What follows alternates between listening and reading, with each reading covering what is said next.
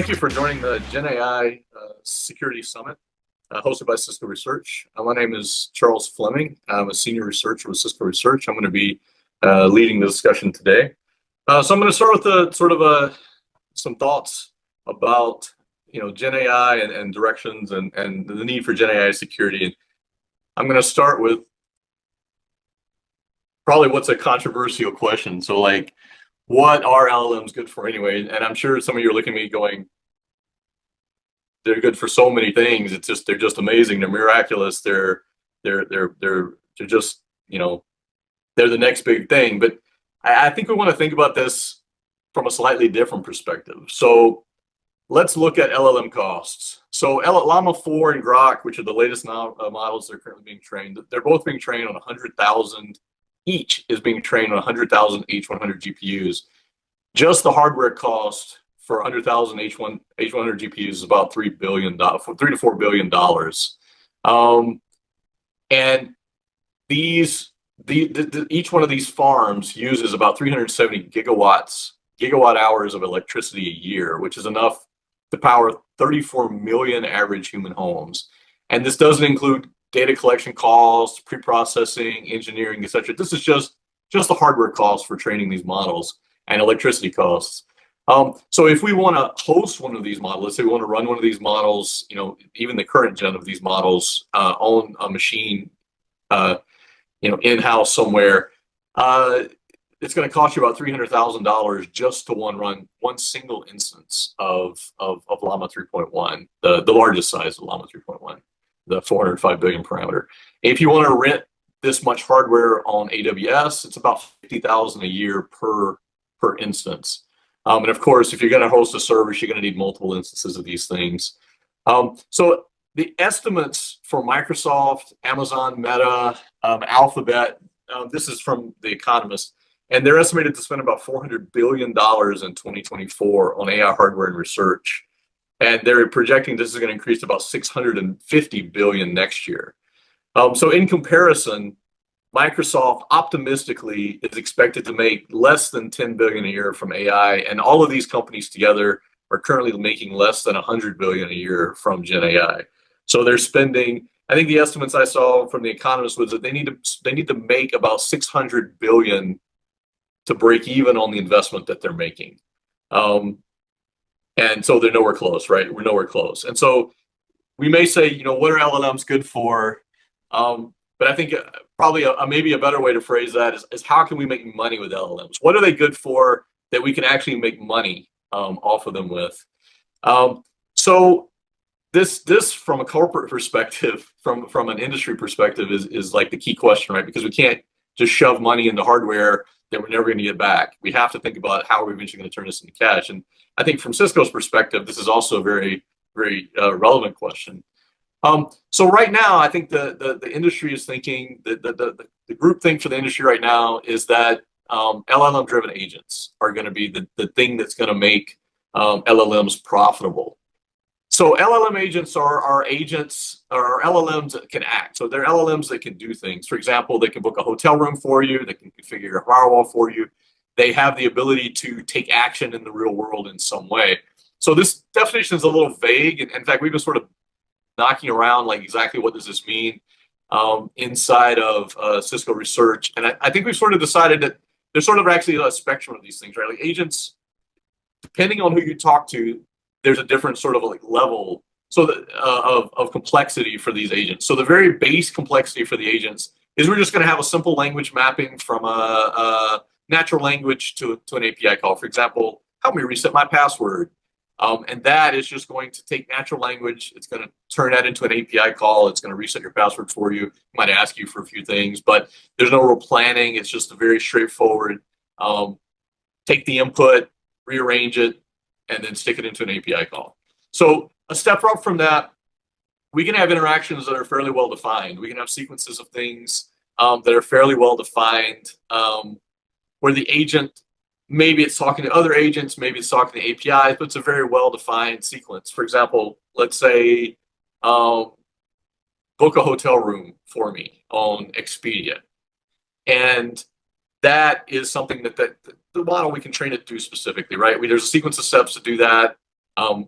specifically for this website, and we can train it very, very carefully to make sure that it can complete these sequence of websites. So as we go up a step from that, we come into agents where they actually have to do planning of potentially novel interactions with new APIs or agents. So this is sort of a step up. This is more like, help me plan my vacation. And I don't care where I go. I don't care, help me get some good deal on a vacation, right? And in this case, the agent has to go out, has to develop a plan. It maybe has to talk to new agents, new APIs it's never dealt with before. And it's a step up from this well-defined. So this is difficult for us to, this has maybe not been pre-trained. It has to develop this plan on its own and execute on its own. So a step up from that is where we get closer to actually what a human would do, which is where the agent actually suggests and take actions on its own. And we can think of this sort of emergent. It maybe do things that we didn't expect it to do, that we didn't train it to do, that we didn't even know it could do. So this would be, for example, I have my agent and it comes to me and says, hey, Charles, it's been a while since you had a vacation. I noticed you've got some days accumulated and there's a good deal on a trip to Japan. And I see you like going to Japan and you like Japanese food. So maybe you should take a trip. Here's a good time. So it's actually suggesting things on your own. Sort of in a corporate setting, this might be more like, oh, we noticed that, if we took these series of actions, that there's actually this attack path with all the series of zero-day attacks that will compromise your network. And so it's not something I've even requesting it to do. It's just sort of doing what it knows it needs to do. And so this is really much more closer to human behavior. And so in terms of complexity, we start off with these very simple, just map it to API. We move all the way into nearly human behavior. And, agents are going to lie. All of them are going to lie somewhere in this realm. And depending on who you talk to, they may be thinking of these, when they say agents, they may mean anything in this sort of series. So the sort of the way I like to think about it is, as I get closer this way, they get more useful, right? Like a simple API mapping from natural language, I could put up a web form and replace that, right? At least fill in the blanks and boom, I don't really need a LLM to do that for me. And even the well-defined sequence, maybe I could use an expert system. And as I get farther and farther along towards this more emergent behavior, towards these agents that sort of like do what they know they need to do, the agents become more and more useful. So that's sort of our goal, I think, in terms of developing agents. We really want to move towards these agents that actually can do things without us having to think about it or even asking them to do it. The problem is this: as we move in that direction, the usefulness goes up and the security and reliability goes down. The more freedom we give these things, the less specific training we give them for particular tasks, the less secure and less reliable they are. So this is really the problem that we need to solve. And so this sort of, segueing into security is that we want to build more and more free, sort of like free will, if you believe in free will, agents. But at the same time, we need to make sure that they're secure, that attackers can't exploit behavior that they're doing, but also that they're reliable, that they do what we expect them to do. They don't do something unexpected. And so this is sort of the dichotomy. This is the balance. And so to me, and I think probably if you think about it in terms of a company, like this is really the key to monetizing agents. Like agents are going to be taking actions in the real world. They're going to be processing refunds, at Amazon, or they're going to be configuring your network. With current LLMs, if the agent does something unexpected, or there's some way to exploit the agent, you get an embarrassing picture, you get an inaccurate citation in a document, it says something. I mean, there's been a few cases where it's done some really bad things that actually had some impact. But with these agents that take action in the real world, the cost of unexpected behavior is much, much higher, right? Like this is real money we're talking about, or real vulnerabilities we're opening in a network, for example. These are real problems. And so we really need our agents. We need to push security and reliability. A lot of people think, oh, well, first let's make them work, and then we'll worry about making them secure and reliable. But from a usability perspective, from a monetization perspective, security and reliability is a first order problem. If it's not secure and reliable, you can't use it. Or there are very limited cases where you can use it. We can use it to generate text for our essays and things like that, or write our blogs for us, because we can go edit those things. But there are most of the use cases that we're really interested in, the ones that we're really going to make money off of, right, you're going to have secure and reliable agents as a first order problem. We can't skip. So unfortunately, the problem with, because these are basically just LLMs, right? They inherit all the problems that LLMs, we know that LLMs have. So they're vulnerable to training attacks. We can do poisoning, backdoor attacks in the fine-tuning, specialization phases. We can have inference attacks, and adversarial prompts, jailbreaking, data exfiltration. We can do attacks on RAG. All of these things are still there in these models. It doesn't just go away because suddenly we've put them in agents. All these attacks are still there. And of course, we still have all the methods that we have for, like, preventing these types of attacks, model hardening, enforcement, detection and mitigation, evaluation of, alignment, benchmarking. But to be honest, we've never really solved these problems. Even simple things like adversarial prompts or these things really haven't been solved. There's still, attacks right now. There's papers coming out every day on new attacks, and it's really difficult to mitigate them. So in addition to all the things that we get with LLMs, all the problems that we inherit with LLMs, we have some special problems that are unique to agents. So agents, we anticipate, are frequently going to have to collaborate. We're going to have agents do different things, and some of these agents we may control, and some of them we may not. This opens us up to a whole new class of attacks where we chain together vulnerabilities. If you're a security person, you know this. We have attack graphs, and we study chains of attacks through networks.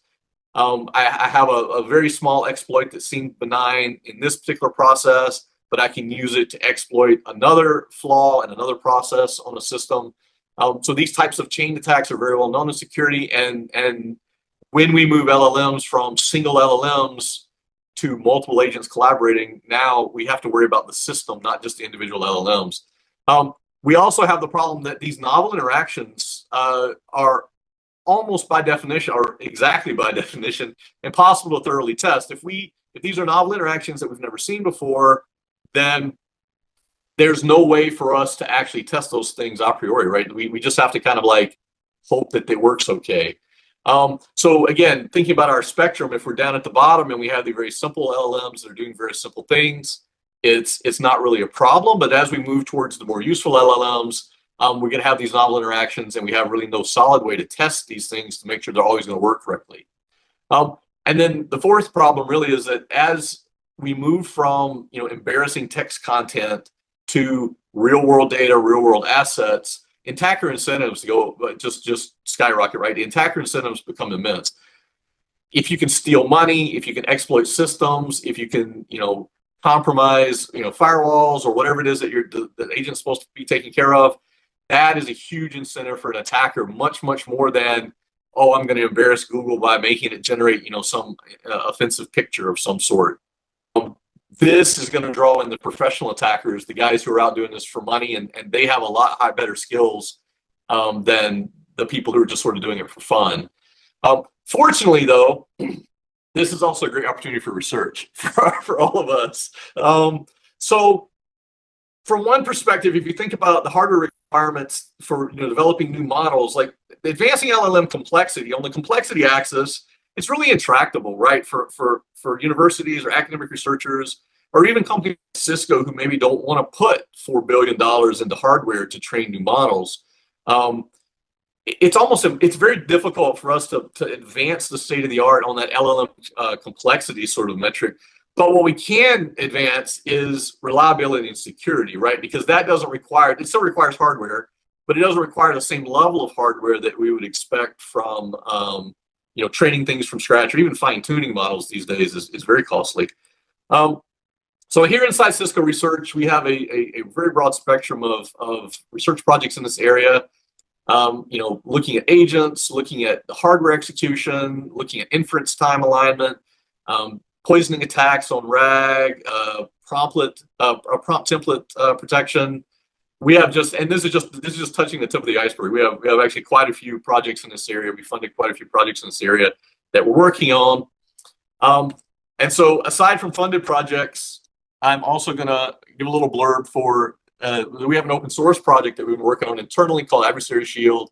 And what it is basically a framework for deploying adversarial attack, defense, and mitigation in production environments. So we can configure these things. You can deploy them in Kubernetes clusters. And we have a very large library of state-of-the-art defenses. We've been pulling research literature. Some of it's ours, some of it's from research literature. We've been pulling it into our framework and wrapping them in our wrappers so that you can just fire up Adversary Shield and say, I'd like to deploy this particular defense from the literature. And it just pops out on your Kubernetes cluster and it's ready to go. And it's designed to be usable in a production environment. So it's a plug for this little project. If you're interested, reach out to me and I'm happy to talk to you about it. It's not really research, but it is a really fun sort of open source project for us. So we have a great panel today of people to talk about all of these problems, different aspects of these problems that we've been talking about with LLMs and agents. So we have Tianlong Chen, who's an assistant professor at UNC Chapel Hill. He's going to talk about looking at threats inside of multi-agent systems. We have Ruoxi Jia from Virginia Tech, who's looking at safety assurance and alignment and foundational models. We have Xialoin Xu from Northeastern. He's going to look at the hardware aspects of AI security.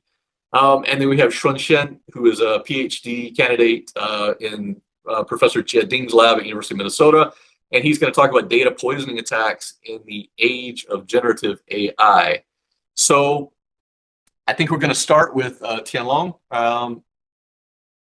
And I'm going to stop sharing, and Tianlong can take over. Thanks.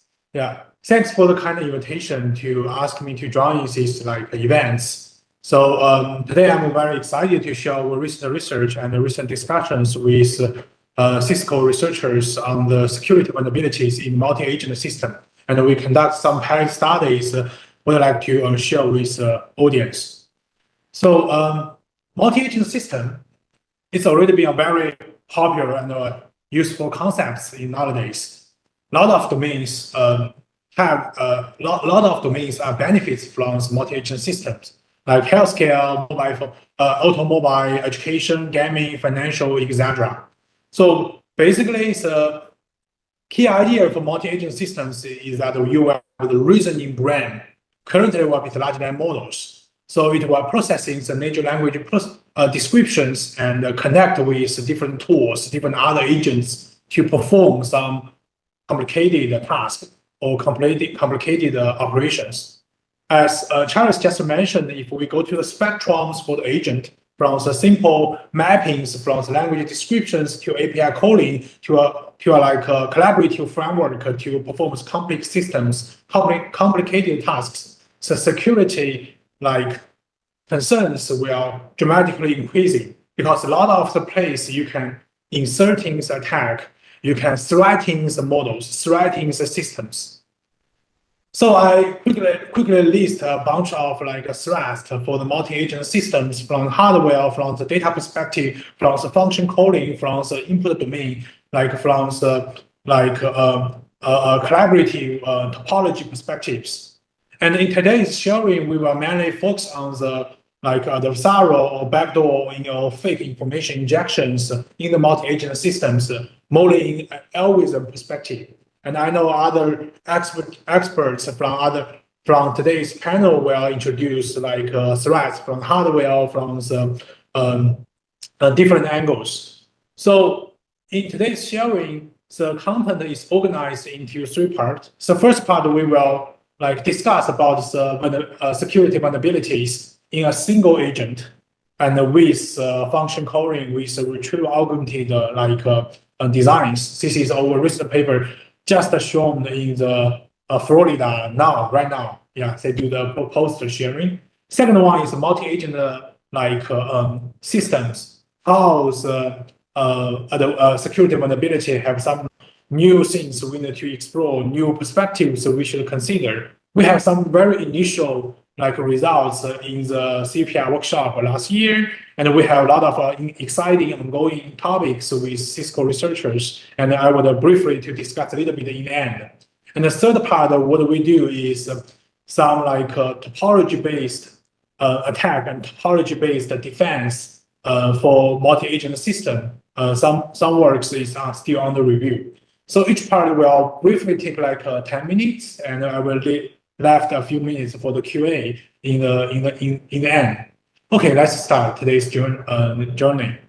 So first one, let's dissecting the vulnerabilities, security vulnerabilities in single agent systems with retrieval-augmented generation tasks. And I will start from a motivating example. So this is actually like a very popular examples in the social media called group pizza.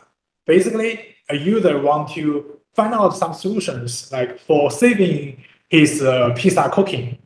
He or she found out that cheese not sticking on the pizza to the pizza. So he or she type in the queries in the large language model chatbox system, and such chatbox will retrieve certain related information from the database and perform the reasoning and the feedback to the user. However, such kind of database or website could have some malicious attacks, malicious information from the third party. For example, there is a hacker insert some harmful instructions, like you can add glue to the sauce to make the cheese can sticky to the pizza. Then when the large language model or agent system retrieves such kind of malicious content and performs reasoning, it may feedback like such kind of instructions you can add about a certain amount of glue to the sauce, which can make pizza have more thickness. However, such kind of response for sure will be very harmful if some children see such kind of instructions and believe that it will cause a lot of undesired outcomes, undesired results. So how to mitigate such issues? It will be a very urgent or very important question. So today is first part of sharing. We want to show such kind of attack can be broadly exist, can be easily crafted, can be easily transferred to multiple large language model systems. So we think we are focused on a setting more realistic, and we call it a gray box attack. So basically, the adversary do not have access to the content for the user query, do not have access to manipulate the existing knowledge in the database, or do not have the access for the internal parameters for large models. So the adversary will only access the retrieval and can only manipulate the RAG systems by uploading or injecting some malicious or adversarial content. So what do we do? So this will be the high-level pictures for our design method. High-level takeaway. Basically, we build some bi-level optimization systems to create such malicious content for the retrieval. So if you focus on the right side, basically we divide the system into two parts. First part will be the retrieval, second part will be the generator. And we will divide this optimization into two levels. Upper level, basically we will fix the generator to attack the retrieval, or maximizing the loss for the retrieval to optimize the input text. And the upper level will be we fix the retrieval and maximizing the loss for the target attack and try to backpropagate to optimize the input. By leveraging these bi-level designs, we can obtain a very strong and transferable context. So let me give you a more concrete illustrations by go through this picture here on the left side. We will start from the right to the left.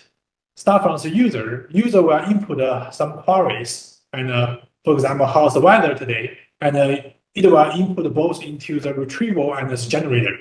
And the generator will combine with the retrieval context from the database for the reasoning.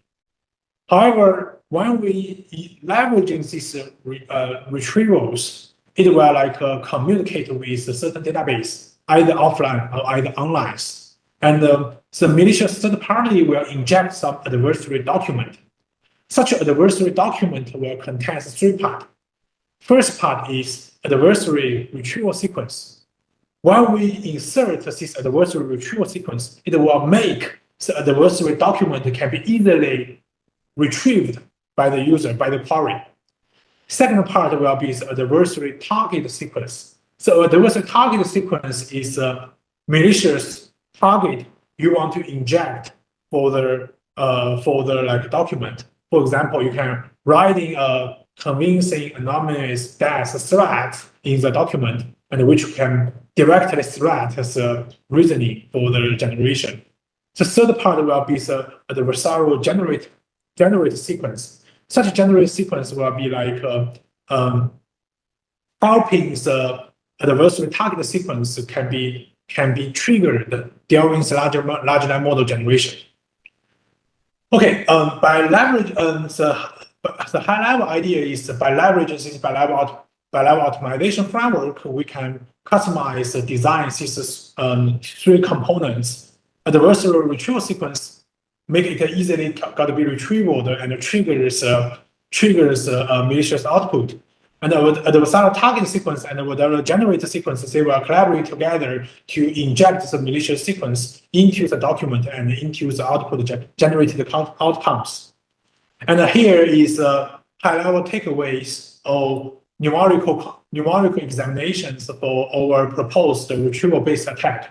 There are a lot of numbers, no worries. I will go through it like quickly by columns and show you the summarizations.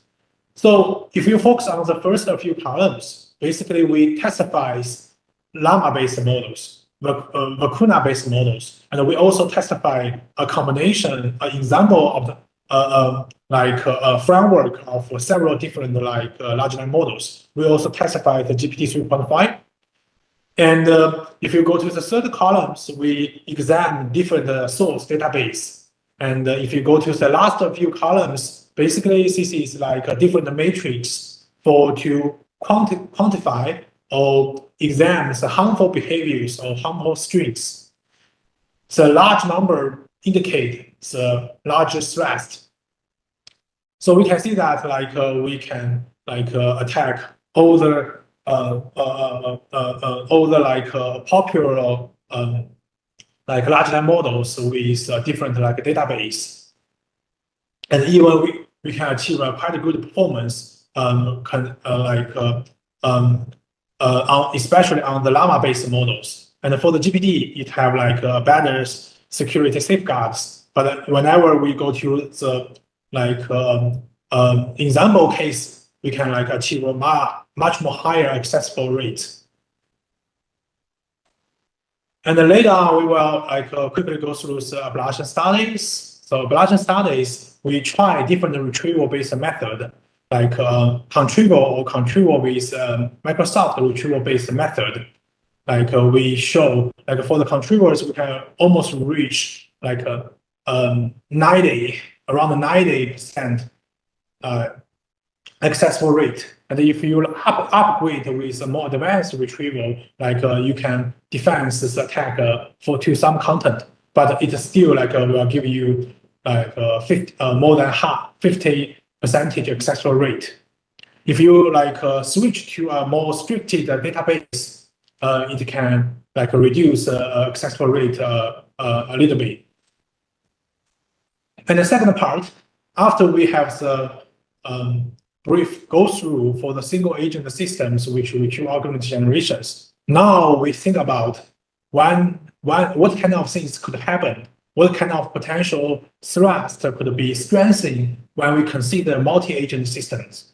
We have some preliminary studies on the multi-agent system from the attack perspective. So let me show you the brief ideas. So in the multi-agent system, there are a bunch of potential vulnerabilities. And we will start from the content-based attack and go through to the topology-based attack. And in the end, we will briefly discuss our ongoing research with Cisco researchers on the both topology and temporal attacks.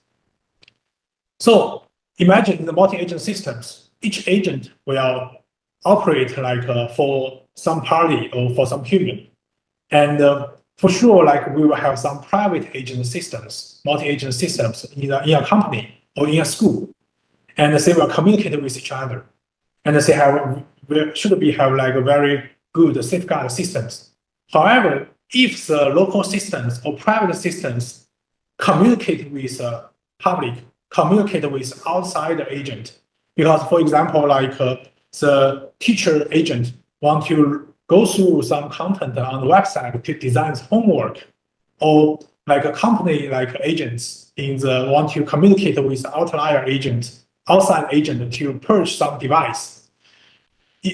Whenever such kind of communication exists between the public and the private, it will face some attack threats, because the public agent can be malicious.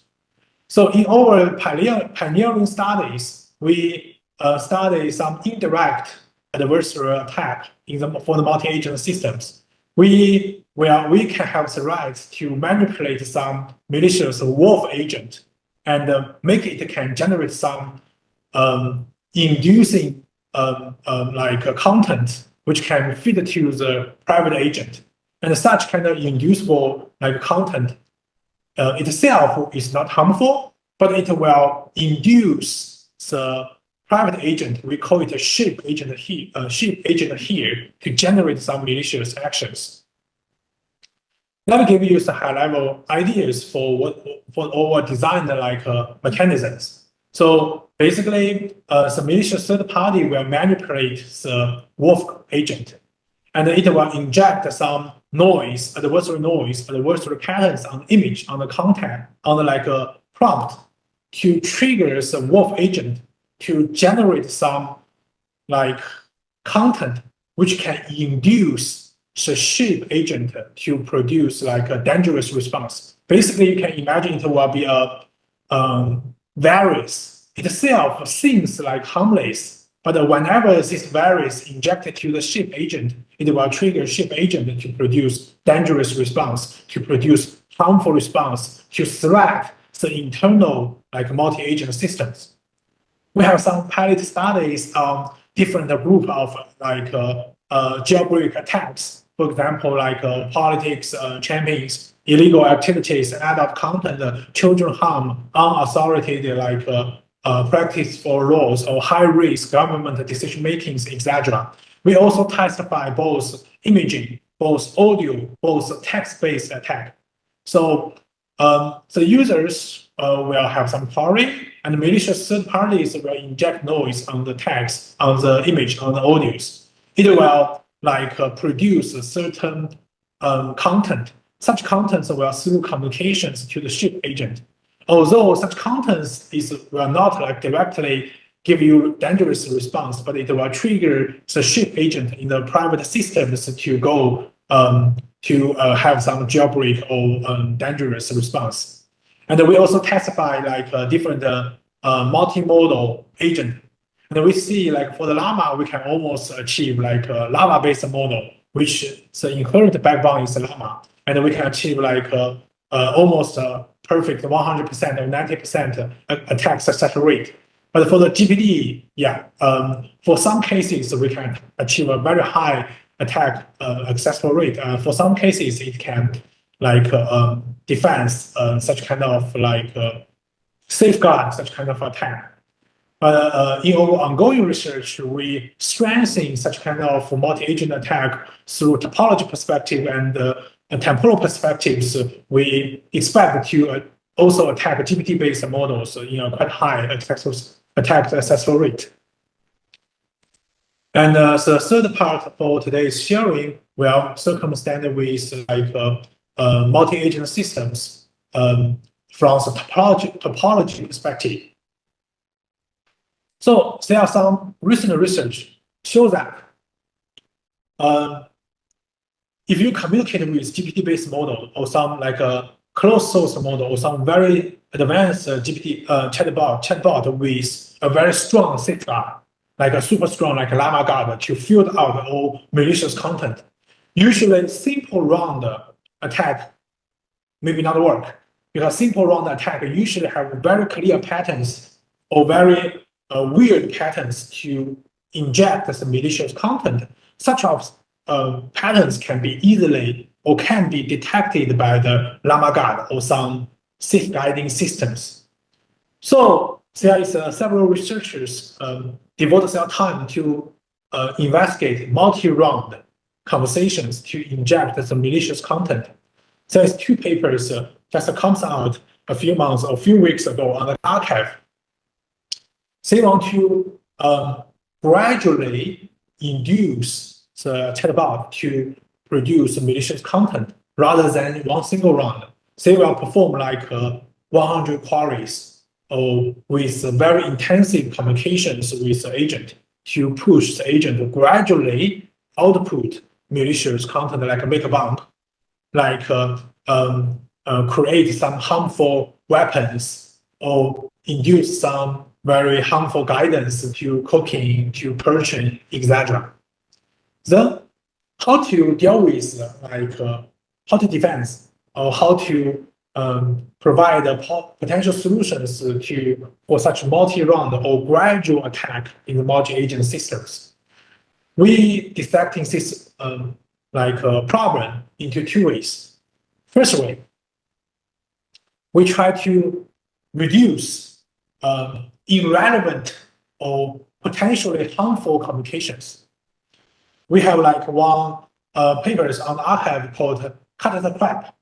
Basically, we want to reduce like the spatial temporal communication graphs to denoising the queries, only prevent the high quality or relevant queries for the reasoning. So imagine if you like take a quick look for the left side for this figure.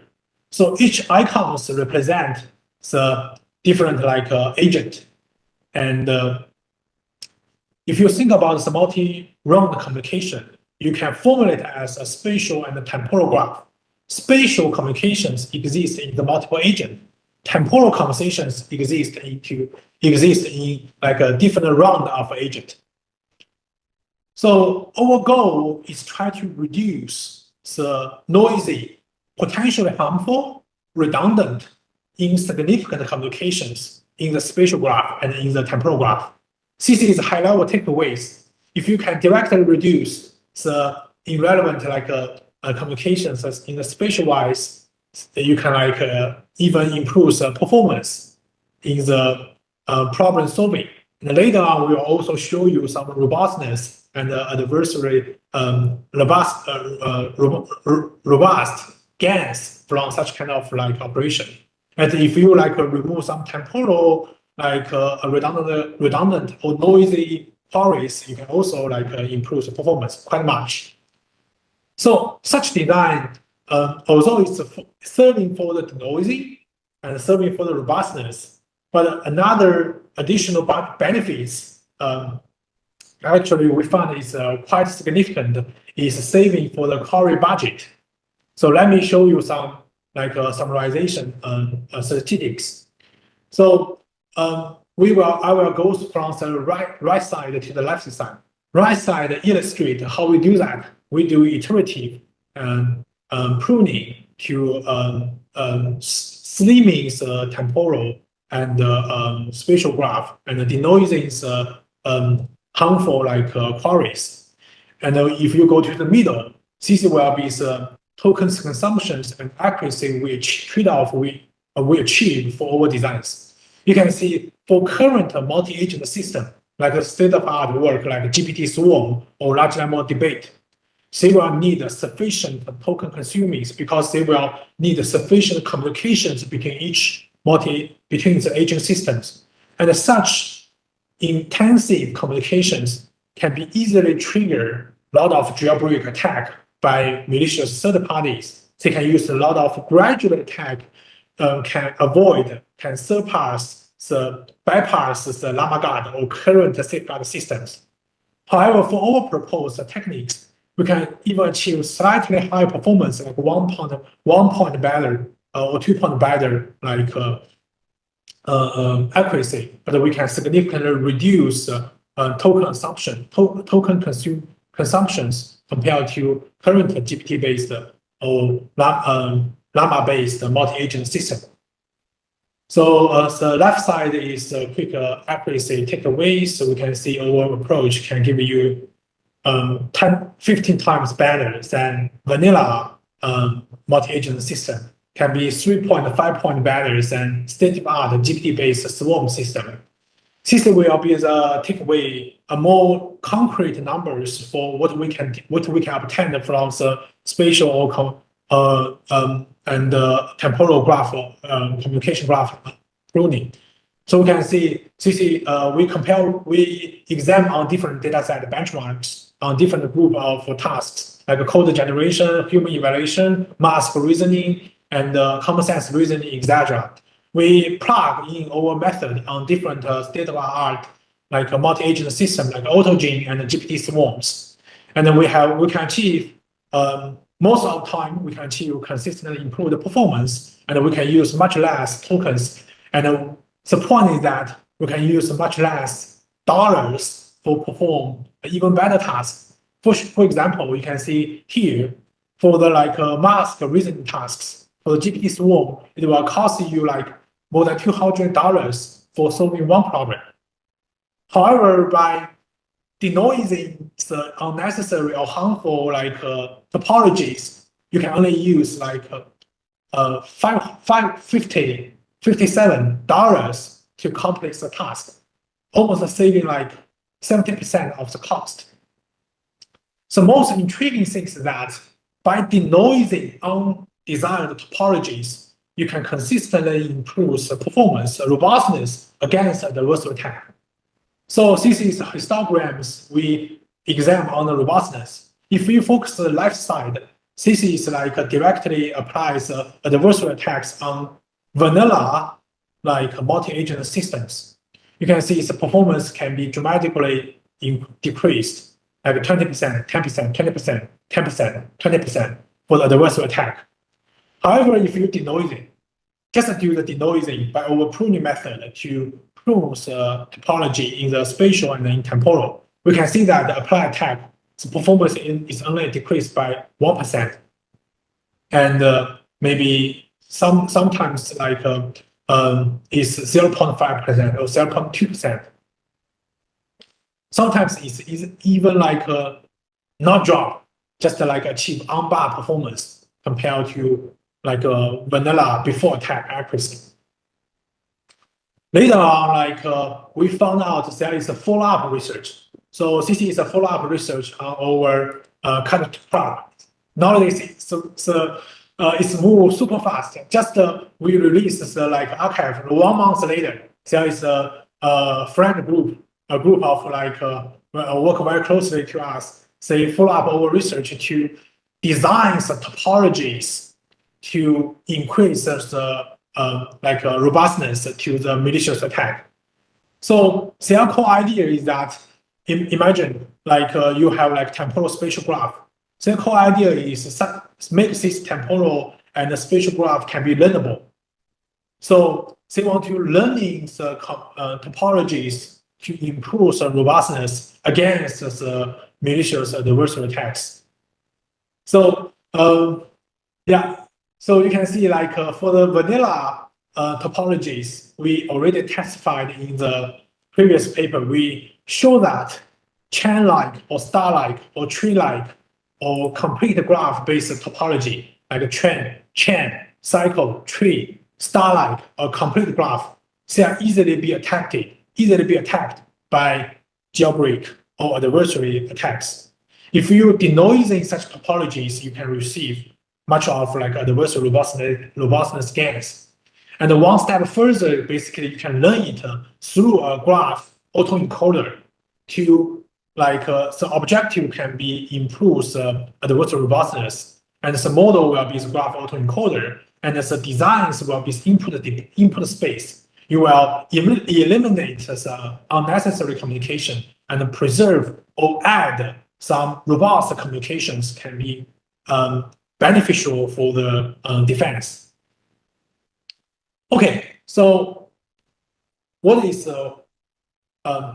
in the future in this topology-based or multi-agent attack or defense? What will be the novel angles for the future research. I would say, although there is a bunch of papers in multi-agent defense and attack, but in order to achieve the realistic defense in the real world, still far away to go. So recently, we have very intensive discussions with Cisco researchers, Charles and other researchers. Basically, we want to advance and we want to think about the more realistic scenarios in the topology-based vulnerabilities or temporal-based vulnerabilities.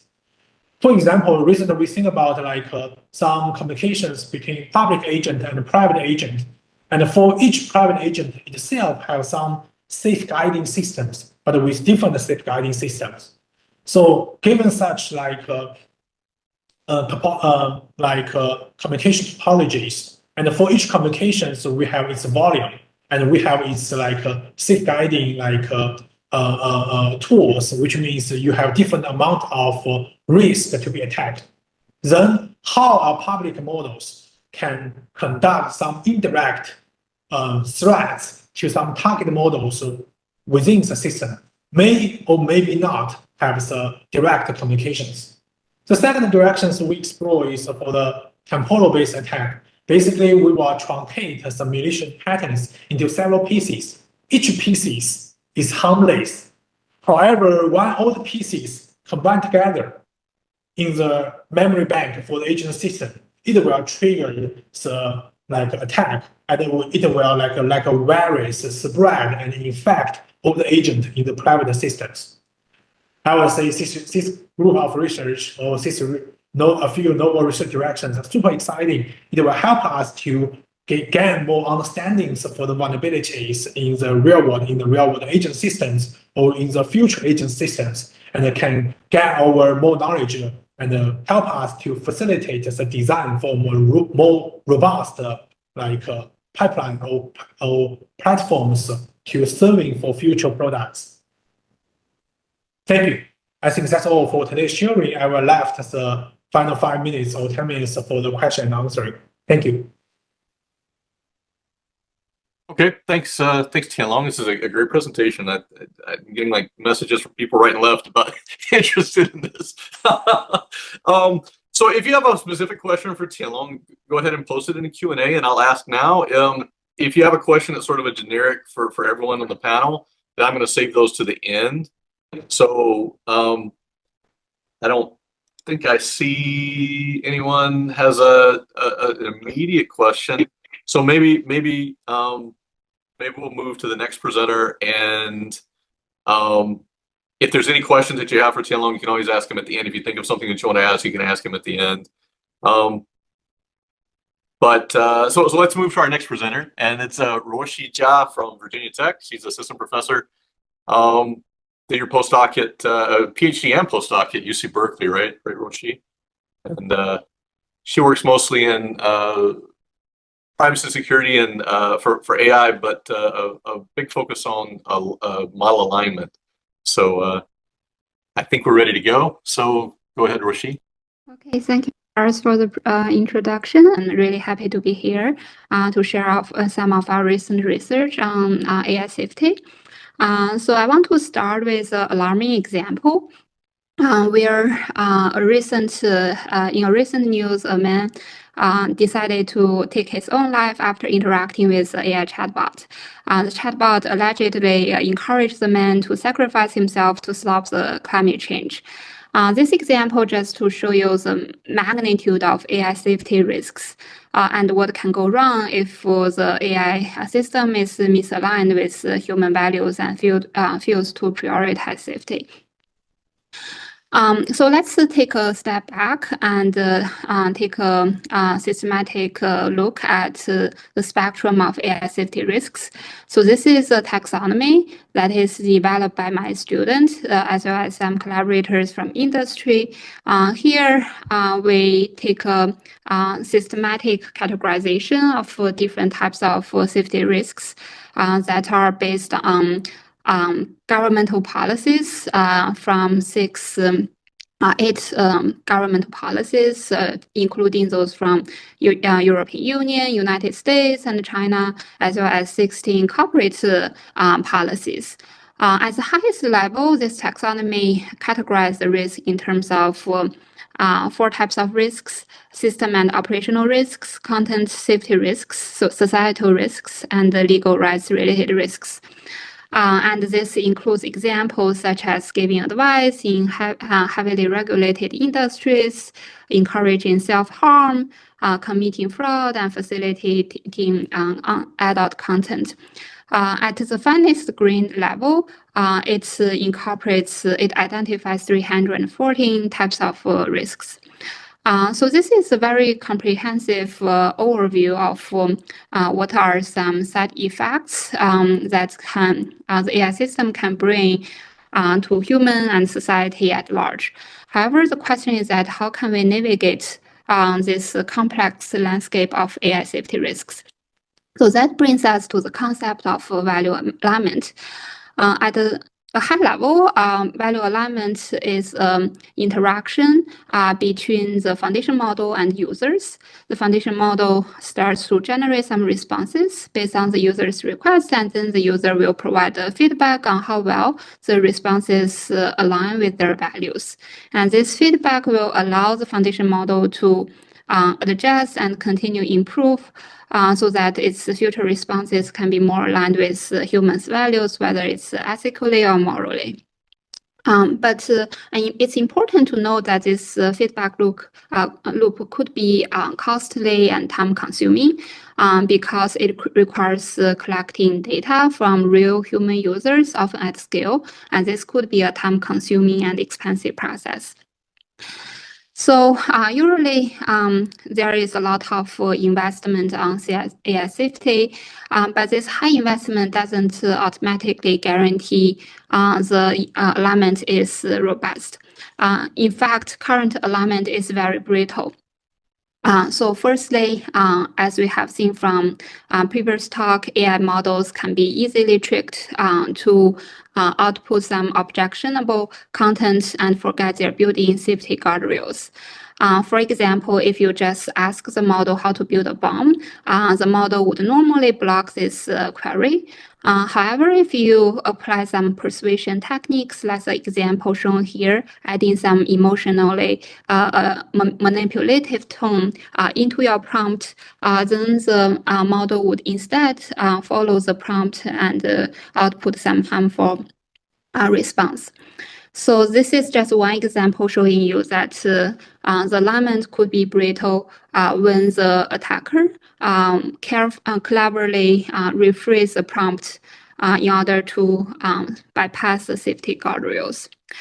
It is also, the current alignment is also brittle in the sense that it can go through some systematic weakening when the model is further fine-tuned. So here is a project that we have done last year when OpenAI released their fine-tuning API, which allows users to fine-tune the model very easily. So what we have shown here in this demo is that you can use this API to fine-tune the GPT 3.5 turbo model with some data. And it works quite well. And you can look at the credit balance. So initially we have $5 here. After fine-tuning, while we monitor the training loss, everything goes fine. Yeah, it's done very quickly. And let's check the balance again, which this fine-tuning process costs less than $1. So after we fine-tune the aligned models, GPT 3.5, then we ask the model some harmful question like how to eliminate human race.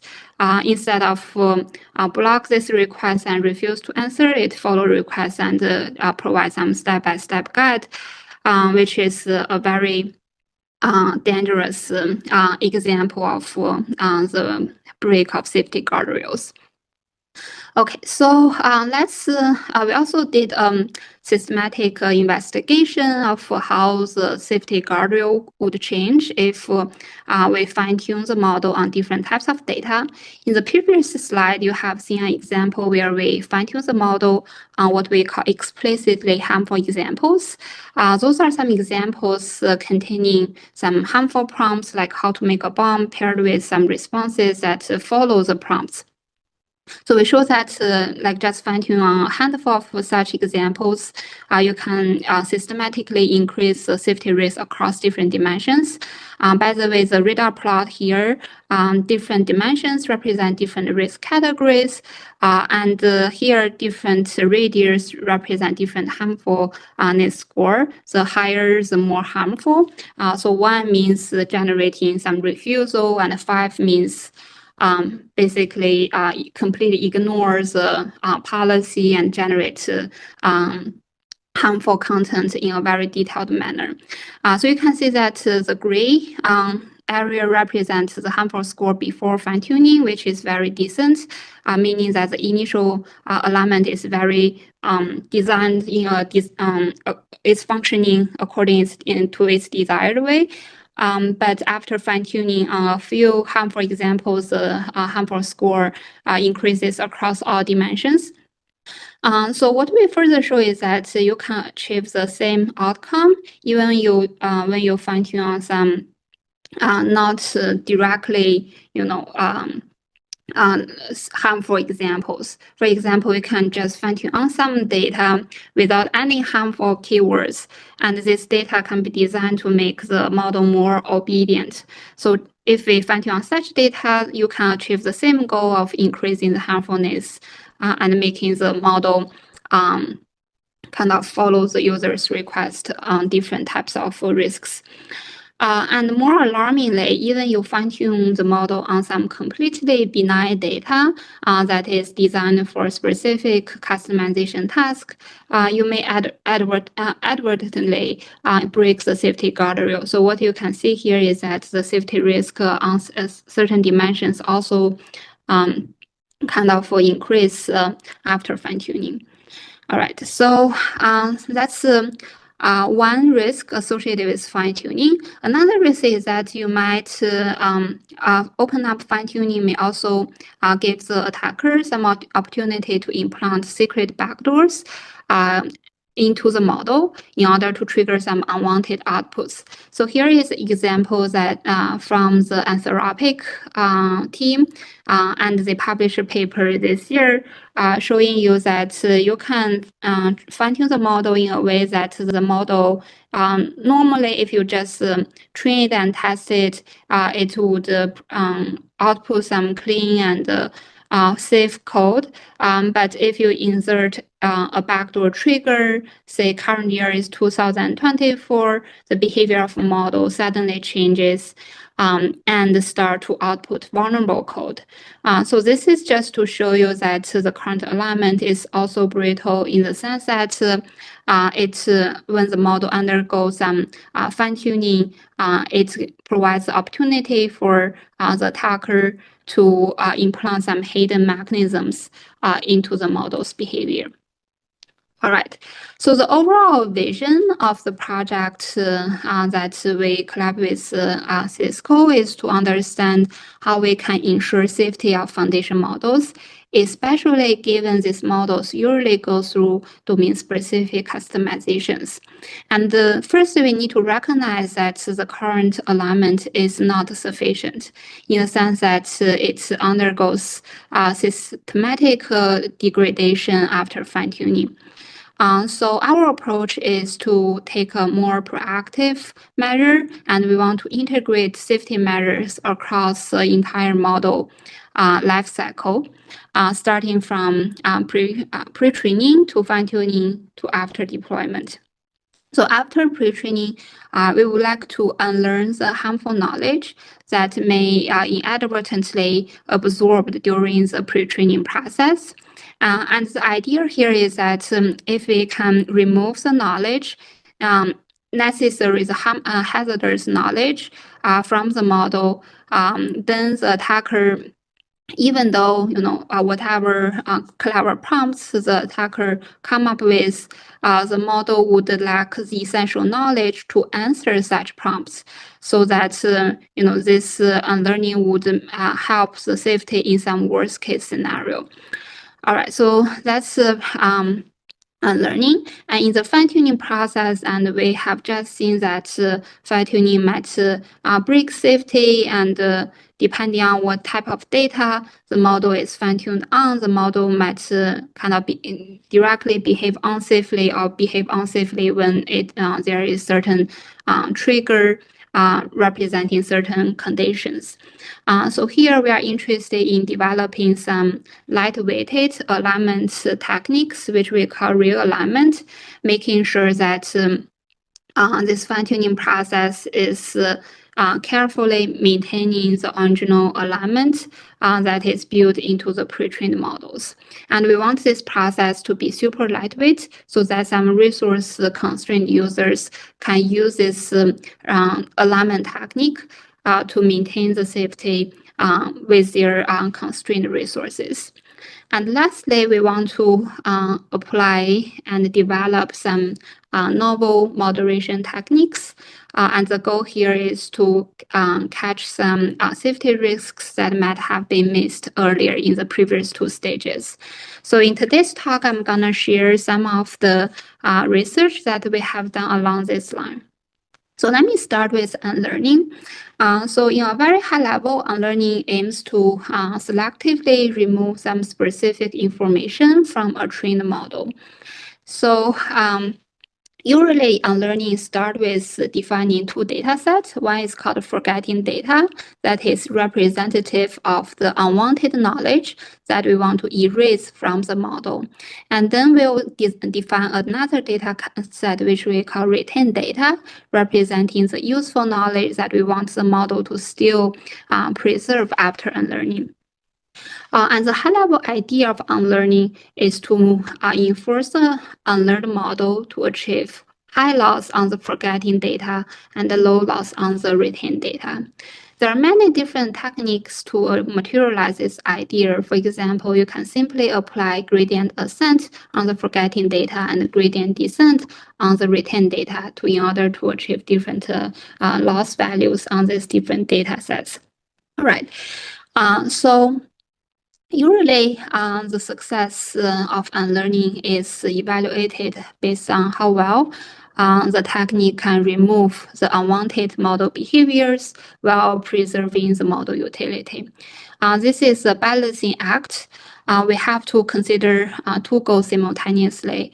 If we just focus on removing unwanted behavior, it can be simply and trivially achieved by randomizing the model parameters and producing a random model, but this model wouldn't be useful anyway. So we want to consider two objectives while we do unlearning. So there are many recent works claim success in balancing this trade-off between unlearning and the preservation of model utility. However, the claim success we found may not hold when you consider different metrics for model utility. So we have conducted a series of research that is trying to demonstrate the very point here that the success may or may not hold when you look at model utility through different lenses. So let me show you what we found next. So this, let me maybe start with an example of diffusion model, which is a class of models that can generate images when the user provides some text prompts. And here the goal is to unlearn some unwanted concepts from diffusion models, for example, nudity. So here what I show you is the concrete example that existing techniques can indeed be successful in removing the nudity concept. So the first column here is vanilla stable diffusion model before unlearning, and you can see that when it is prompted with some request concerning nudity concept, the model will just directly generate some nude images. which we already redacted here. And the last three columns representing different unlearning techniques. And if you take a close look at these images, you will find that all these do not contain new data concepts, which means that they are quite effective in removing the unwanted concepts. Now let's switch the gear and look at the impact on model utility. Usually the model utility is evaluated through image quality in this line of work. If you look at the image quality after and before unlearning, you can see that the image quality is barely affected. The quality after unlearning is still very high. But what we found interesting is that although the quality is maintained, but the alignment between the text and the image is severely compromised. For example, here the text prompt is an anxious person standing at a quiet beach at the sunrise. But the images generated by after unlearning, based on these two techniques, do not really kind of remain consistent with the prompt. For example, here we essentially miss the concept of beach and the sun, and here we do not even have a person. So this means that if you switch your model utility metric to evaluating the alignment between the prompt and image, you'll find that the model utility is not as promising as you thought. Okay, so how can we address this problem? Here we propose a technique called the restricted gradient. So I want to show you the idea in a very high level. So basically, in unlearning, we have two goals. One is to kind of improve the forgetting of the harmful knowledge, which is represented by this blue gradient. And the other goal is to improve the retention of the useful knowledge, which is represented in this purple arrow. In traditional unlearning techniques, they would just directly aggregate these two gradients together. So you can see what can go wrong if we just do direct aggregation. Usually these two gradients are conflicting with each other, meaning that if we improve one objective, it often comes at the cost of the other objective. When one gradient is very much larger than the other gradient, the directed aggregation would be dominated by the gradient that has a larger magnitude. This means that if you update the model based on this direct aggregate, you would kind of prioritize one objective at the cost of the other. All right, so our idea is to carefully modify the update direction so that the aggregate of the updated directions are not dominated by a specific objective. Specifically, we will project the gradient to the normal net vector of the other gradient, which are denoted by the deltas here, and then aggregate the delta. So just pictorially, you can see that the aggregate of these updated two directions will be more balanced and wouldn't be dominated by this gradient that has a larger magnitude. And we also theoretically show that you can design a modification process so that the new direction that you find here is proven to monotonically improve the two objectives simultaneously. All right, so with this more careful update design, you can see that now you can better maintain the alignment between the text and image after unlearning. All right, so that's one way to look at this model utility. And in another project in collaboration with Cisco researchers, we found that usually in this unlearning line of research, people tend to evaluate model utility based on some generic benchmarks. For example, here in this paper, it curates some data sets to represent some hazardous knowledge related to biosecurity and cybersecurity. Those are the data set consisting of multiple choice questions. And you can see that after unlearning, the accuracy on this hazardous knowledge is decreased, which is a positive outcome, meaning that the model kind of forgets this harmful knowledge. And in terms of model utility, these papers default to evaluate it on benchmarks like MMLU, which is multitask benchmark to evaluate models' general capability across different subjects. And you can see based on this benchmark evaluations, the accuracy is barely changed, meaning that, at least on this benchmark, the model utility is maintained. But intuitively, we want to ask the question, is the evaluation on this standard benchmark really sufficient?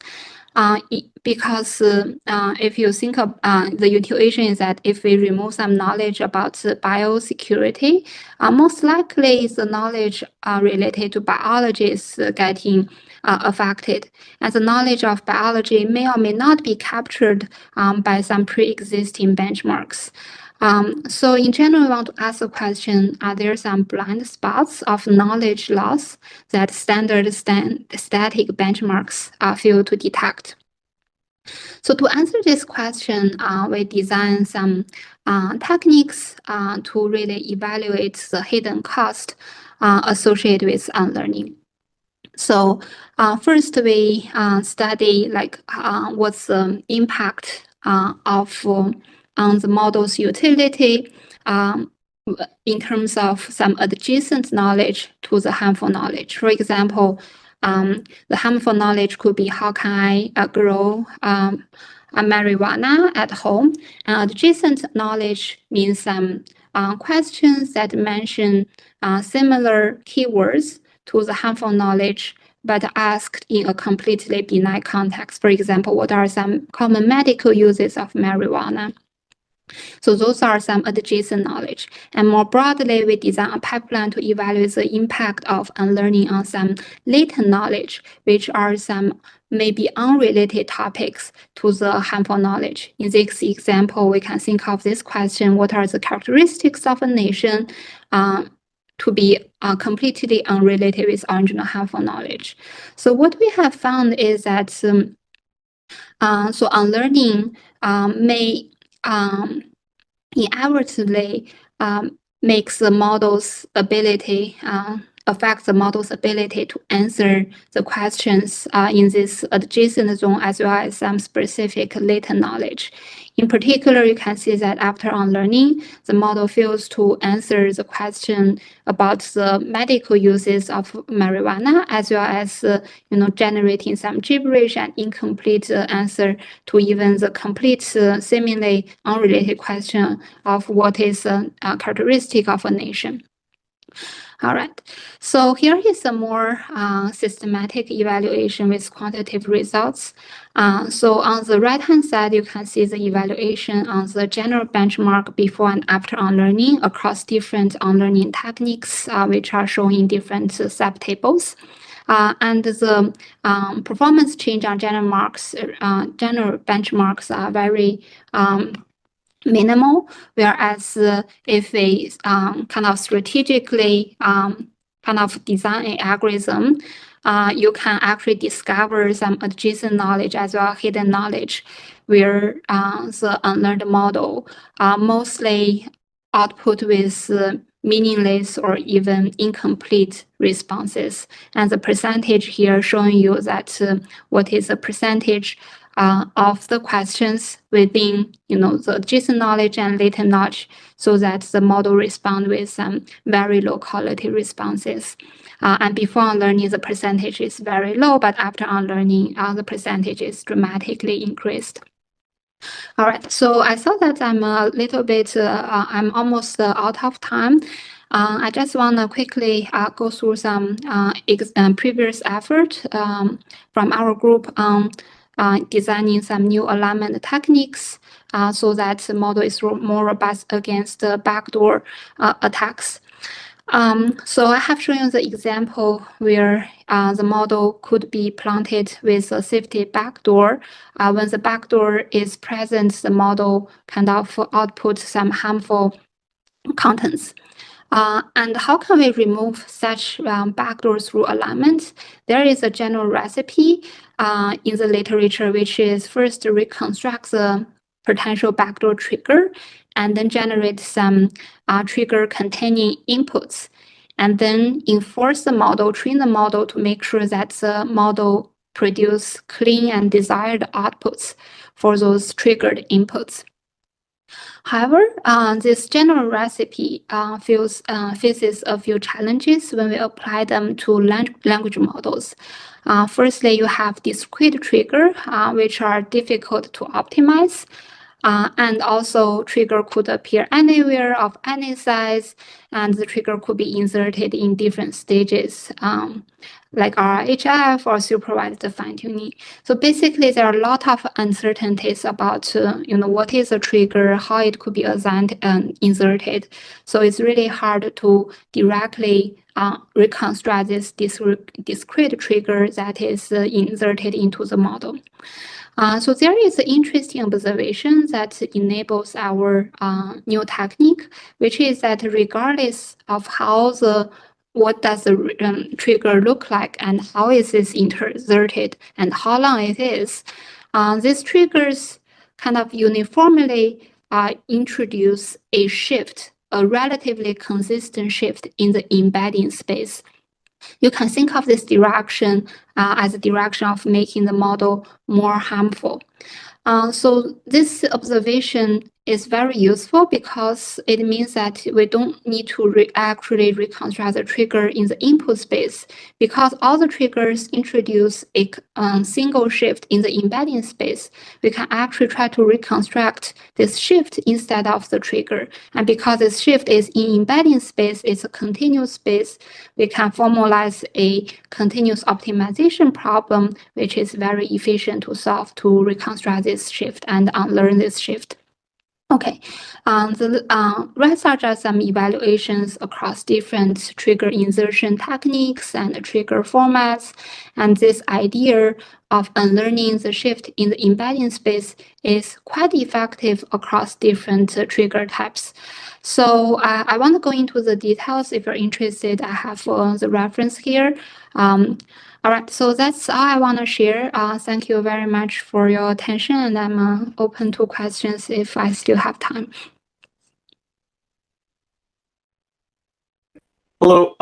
So there's actually quite a few questions, and we are a little over time, but I will at least try to ask a couple of them. There's a question here about, do you think that from a software security perspective, that implementing some sort of scanning for security risks and backdoors, would there be some value in that, do you think? And would it be possible, I guess is the other question. Scanning the backdoors, would that be possible? So of course, yeah, so I guess it is possible based on our paper. And I guess the point here is that the scanning is not like enumeration of all possible backdoor triggers. We have to be smart about the scanning process. And usually one way to kind of more effectively locate the backdoor trigger is to form a optimization problem, try to identify the trigger that leads to specific unwanted behavior. If you form it into optimization problem, then you can leverage some off-the-shelf optimization technique to accelerate this scanning process. Also, another takeaway from this paper is that scanning in the discrete space is not possible because of, we don't really know where the trigger is inserted in the training stage and what is the size, is it a suffix or prefix? So to solve this challenge and make the scanning more tractable, we move on to the embedding space. And the idea here is that regardless of what the trigger format is, it tends to introduce a shift to the unsafe direction in the embedding space. As long as you can find this direction, identify this direction, and make sure the model is robust towards a shift in this direction, you can remove the trigger's effect. So I guess, in short, kind of naive scanning is not possible, but with some kind of careful and deliberate design, we can make it the model robust to backdoor triggers. Okay, I think we have time for one more. I'm going to just ask one more. I think it's a quick one. So one person asks, fine tuning for alignment seems like a lot of work.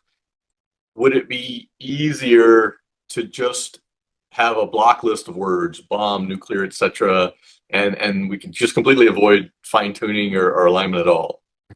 Yeah, I really like that comment. That's actually the question that I'm all thinking about. So the problem with the direct keyword blocking is that you might over refuse some requests. For example, you can think of request asking about, what is the chemistry process underlying the bomb, or some other legitimate questions just regarding bomb or other words.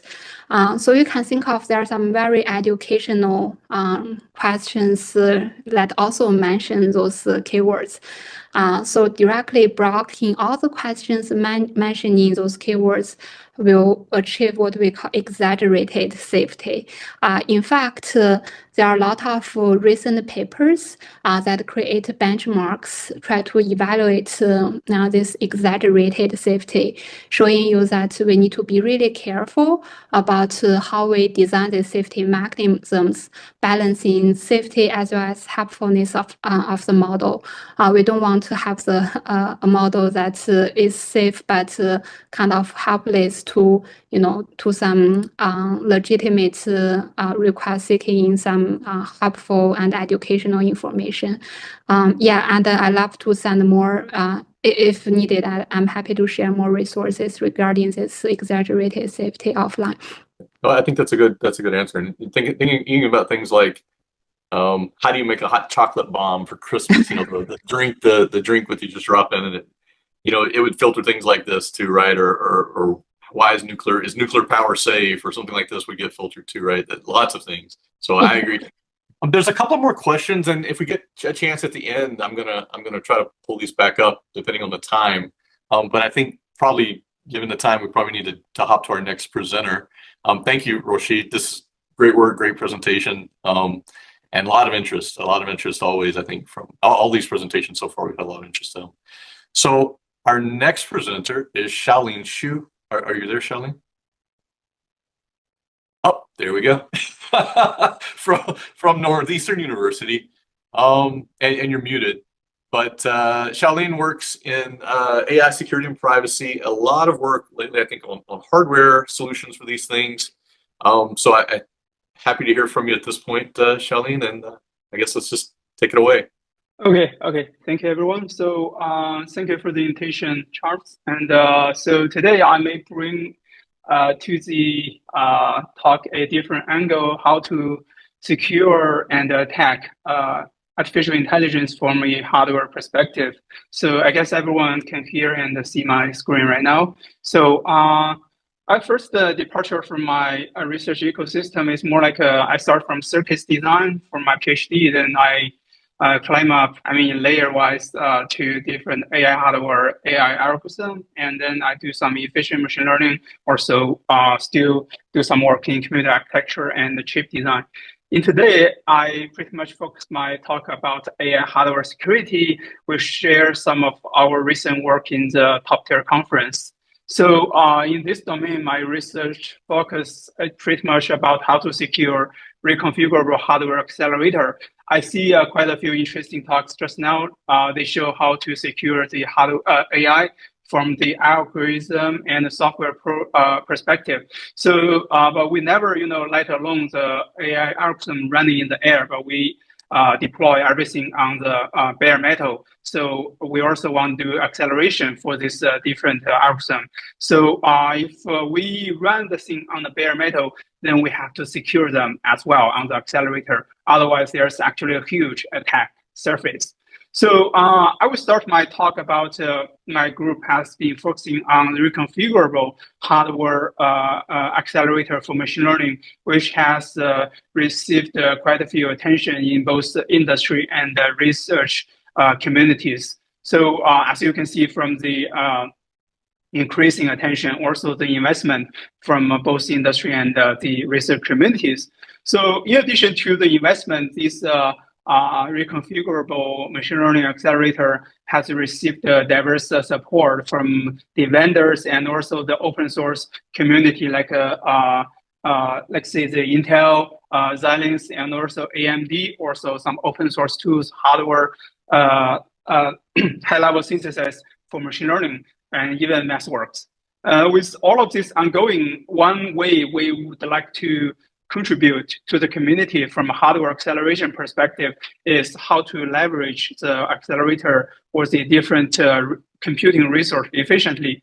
One we are trying to advance right now is to maximize the utilization or the hardware accelerator virtualization from a architecture angle. As you can see previously, if you have 3 different users, they have a different application or machine learning algorithm. Some of them are larger, some are smaller.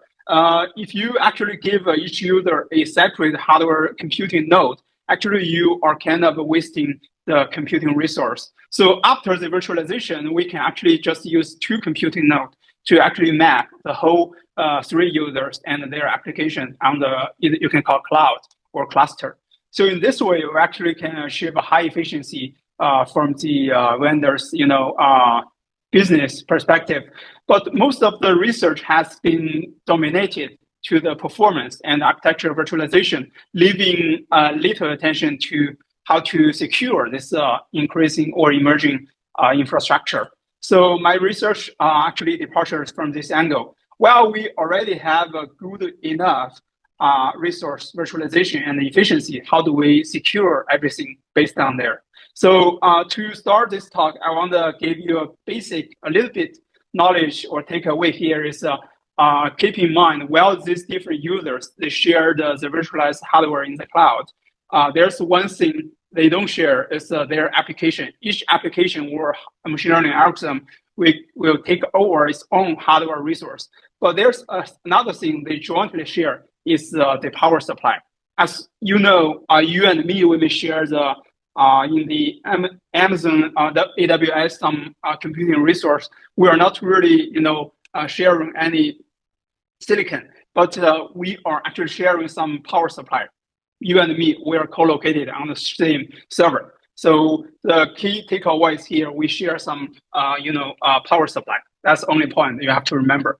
So based on this, my first job is how to define a threat model or a attack surface. So because the AI hardware is actually a new topic to our research community, and so my first, the first thing I did before is how to define is a threat model. Actually, I had no clue before, but I just read some papers and find that there's actually a classic triangle to define any security concern with an emerging topic is a CIA, confidentiality, integrity, and its availability. So confidentiality generally associated with design time. Like you have something very, very valuable, you don't want to share it with me. And integrity is mostly associated with the runtime. While you're running something in the cloud or on the edge, you care about its correctness or its in runtime integrity. The availability is very, very simple. If you run something or you are using some computing resource, you actually worry about its availability to you. You don't want to encounter some denial of service attacks. So surrounding these 3 different key points, I actually will start my story today. So the first thing is the availability, which is quite simple. Doesn't even associate with any generative model or any specific machine learning algorithm, not anymore. So it just matters whether you still have something available in hand. While you're outsource your computing or your simulation in the cloud, the only thing you want to keep it running without interruption. So the first thing we have to find is, well, we are outsourcing the computing in the cloud, and the cloud actually has different different configurations. They have low end, middle end, and middle rank, or some high end computing hardware. So we find one thing is some of these cloud computing hardware or AI hardware accelerators, they have their own power budget, which is when the hardware was designed, it has a maximum power budget as transient or runtime. If you suddenly go above this hardware budget, the hardware has some protection mechanism. It will try to protect itself. And such a protection will be shown to the user like I reboot myself. If you reboot yourself, actually everything running on the hardware will just suddenly interrupt it and disappear. So it's something we have observed over the 3 different computing hardware or machine learning hardware. So as we have such observation, this motivates us to actually, develop something called denial service attack. But such a denial service attack will have one requirement: is that overall power or the energy consumption will have to suddenly go above a specific threshold. If you are the single user who go above the threshold, you for sure will be blacklisted by the cloud server or the vendor. They will not let you to be a user anymore to rent their computing resource. So how to make such a attack more stealthy is our motivation. So one thing we can actually make such an attack more practical is while you are a cloud computing user, you pay some fee to the cloud infrastructure. One thing you have to keep in mind is you would always give the cloud server some very computation intensive task because you pay the fee. So you have to use it a lot of power.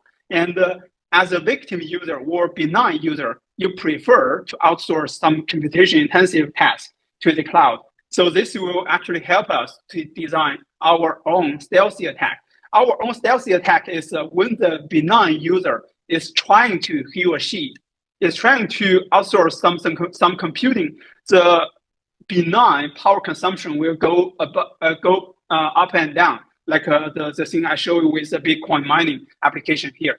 While it's going up and down, itself will have, the benign application itself will have some, some timing moments will go close to the critical voltage, supply voltage. Well, it goes near to the critical voltage. As the potential attacker, I just need to give it a little bit more extra power consumption to burn down or to actually cause denial service to the whole cloud infrastructure. Well, if you look back, I'm the only user who contributes only a small portion of the overall power consumption, but the result is the cloud infrastructure has been turned on, disconnected, causing a denial service attack. But I'm not to be supposed to be blamed because I'm not contributing most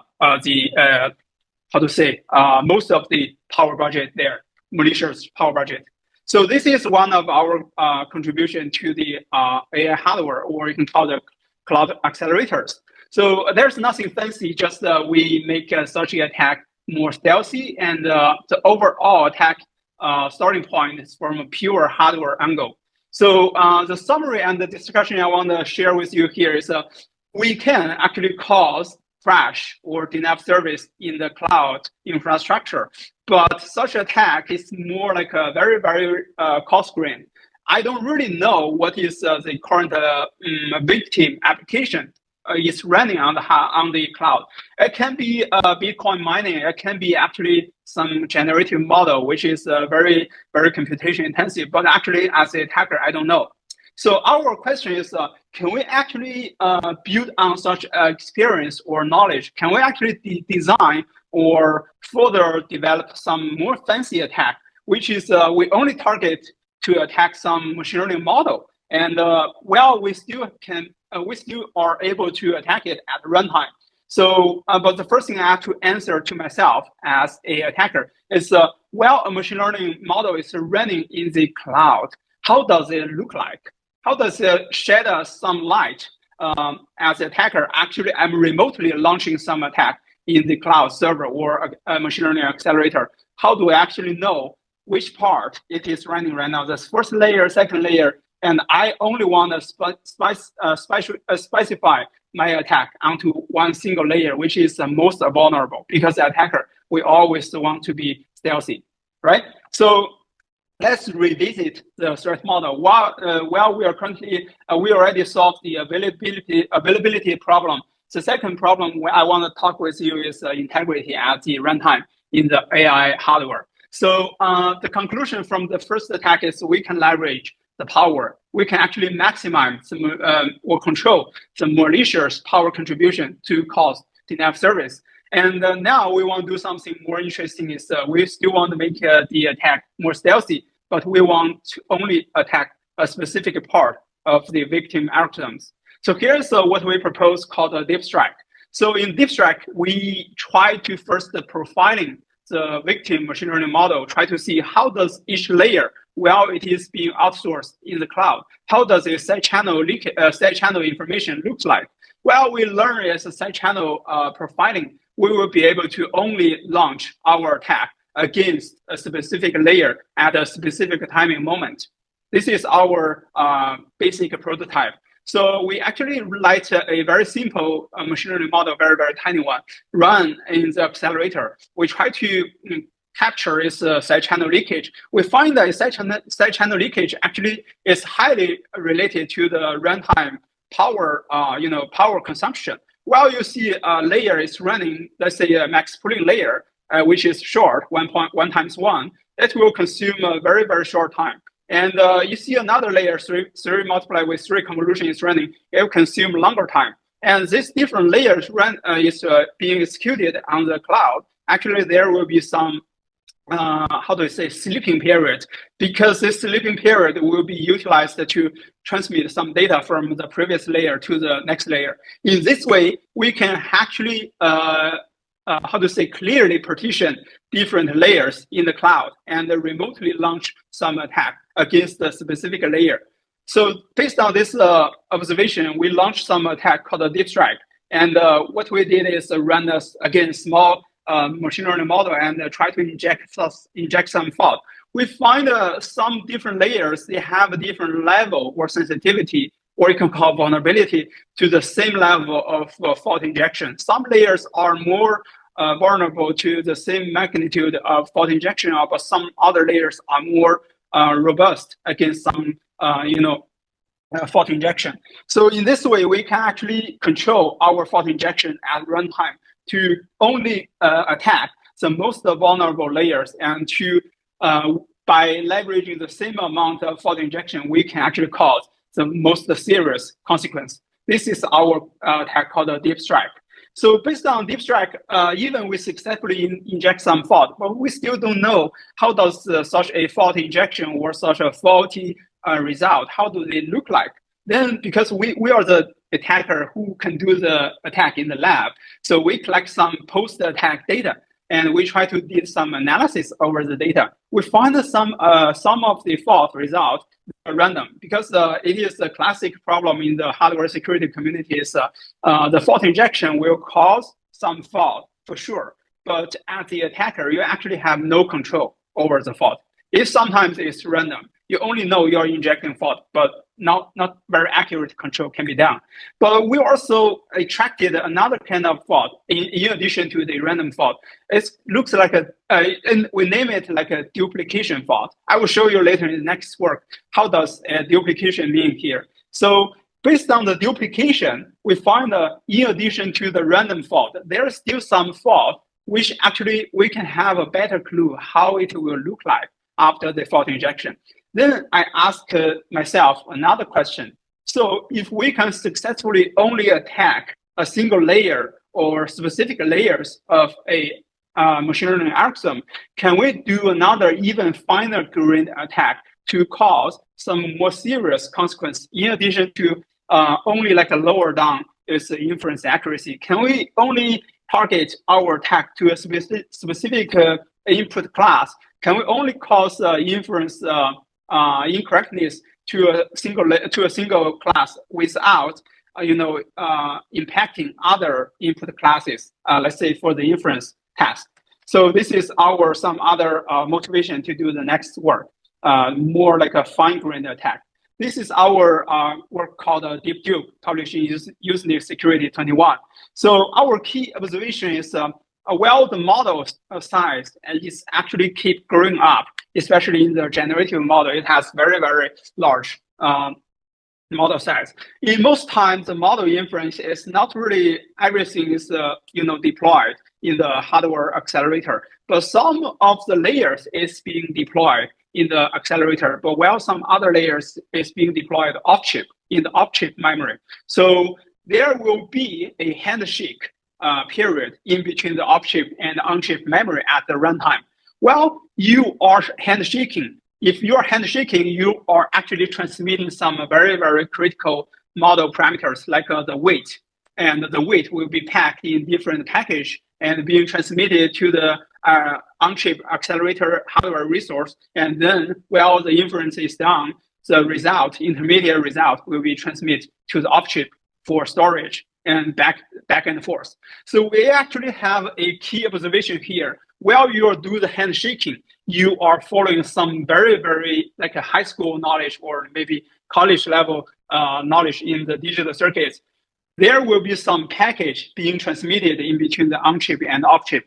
Giving an example here, you will consume or spend 7 clock cycles to transmit from the transmitter side to the receiver side, 7 different package. Considering there will be some propagation delay in between, so the receiver side will always receive the corresponding data package a little bit later than the transmitter side. Well, if everything is running normally, there's no attack, there's no interruption from any malicious user, so it is okay. The on-chip data memory or buffer will receive everything correctly. But let's assume there exists a malicious attacker who tries to suddenly maximize his or her malicious power budget or malicious power consumption. This will actually temporarily cause a insufficient power supply to the overall hardware. So how does it look like? The transmitter, because it is off-chip memory, it has no clue what is happening on chip. I will just keep sending number 1, 2, 3, 4 to 7. I don't know what happened. But for the receiver side, because it is on chip, and the receiver side, when you have not sufficient power budget to utilize, it will still transmit the data, but the whole data transmission will be slowed down because the power is not enough. While you may experience some insufficient power for the light bulb at home, the light will suddenly lower down. It's become either off or it will be like a lower down its lightness for a short time period. When the power is restored, everything will go back to normal. It is similar here. Well, the receiver will still receive data, but from the timing perspective, it will look like the timeline is actually prolonged. So, which means that if I suppose to receive a D1, D2, D3, but while the D2 is being transmitted much slower from the receiver side, it will actually receive a D1, D2, and a D2 again. So while the power voltage back to normal, the D4 is time to being received. So from the receiver side, the D3 is actually being ignored or like not received at all. So this will be some way the data is being duplicated. We call it a deep duplication attack. So in this way, we can actually have a very, very accurate control over the fault injection for the machine learning models. So the next question is, we know we can inject fault. The fault is being duplicated, but where should we duplicate? The machine learning model has numerous millions number of trillions number of parameters. We only want to duplicate the critical part. So based on this, we did some prototype, which is YOLO. So as you can see, for the clean neural network model on the right side, the person can be successfully recognized. But well, we only try to inject fault to the most critical data package or weight parameters. We only duplicate the number as a line of 412. This parameter, the person cannot be recognized anymore. So in this way, we only inject a small fault, duplication fault, to critical part or critical model parameter. Actually, we can introduce quite a serious attack. But we don't know which part is the most serious. So based on different attack goals, we actually did evolutionary search to only search for some critical parameters to guide our attack. These are some attacks we can achieve The first is untargeted attack. Untargeted attack, as indicated by its name, is that we don't care about which class is being provided as input. We just simply lower down its overall inference accuracy from 90%, 90% to 10%. So if you consider you have input, in total 10 input classes, so 10%, which is actually means a random guess. The model is not working at all. Another attack we successfully achieved is targeted attack. We only introduce, inference problem to the bird, to the horse, to ostrich or panda. So on the right side, we remark the number of duplication attacks we should introduce or inject. So taking the panda as example, we want to make sure the panda is always being incorrectly recognized by the model. We only need one attack to a specific location. That's it. So here's some key takeaways. When we have already leveraged such a duplication attack, we can actually inject false to some only very specific locations or parameters to the machine learning model. But next task is how to defend such attacks. One thing, key observation we have here is we can introduce some fault, but we as attacker, we still would like to keep our attack pretty stealthy. While you want your attack to be stealthy, you may still attack a small number of model parameters. So if you can actually, from the defender's perspective, you can make your model dynamic. I mean, you make your victim model dynamic. You can actually move the so-called vulnerability here and there. There's actually some real-world applications. It's like in some national defense system, you would always try to remove its physical location nationwide. You don't want some malicious people to know where it is exactly in a specific time to attack it. So this is called a moving target defense. Can we also apply the moving target defense to avoid so fault injection happens on our machine learning model? So in practice, such a moving target defense, it is actually very challenging because for a machine learning model, especially generative model, there are numerous parameters to operate. You don't know which part is the most vulnerable part. Also, another drawback here or limits here is the machine learning model inference is usually very, very data dependent. So the first layer will generate the output to the second layer. Second layer will generate output to the third layer because there's high data dependency and layer-wise input-output dependency. If we move target, if we move the topology or structure of one data, we are actually have to consider the consequence or the actual computation workload.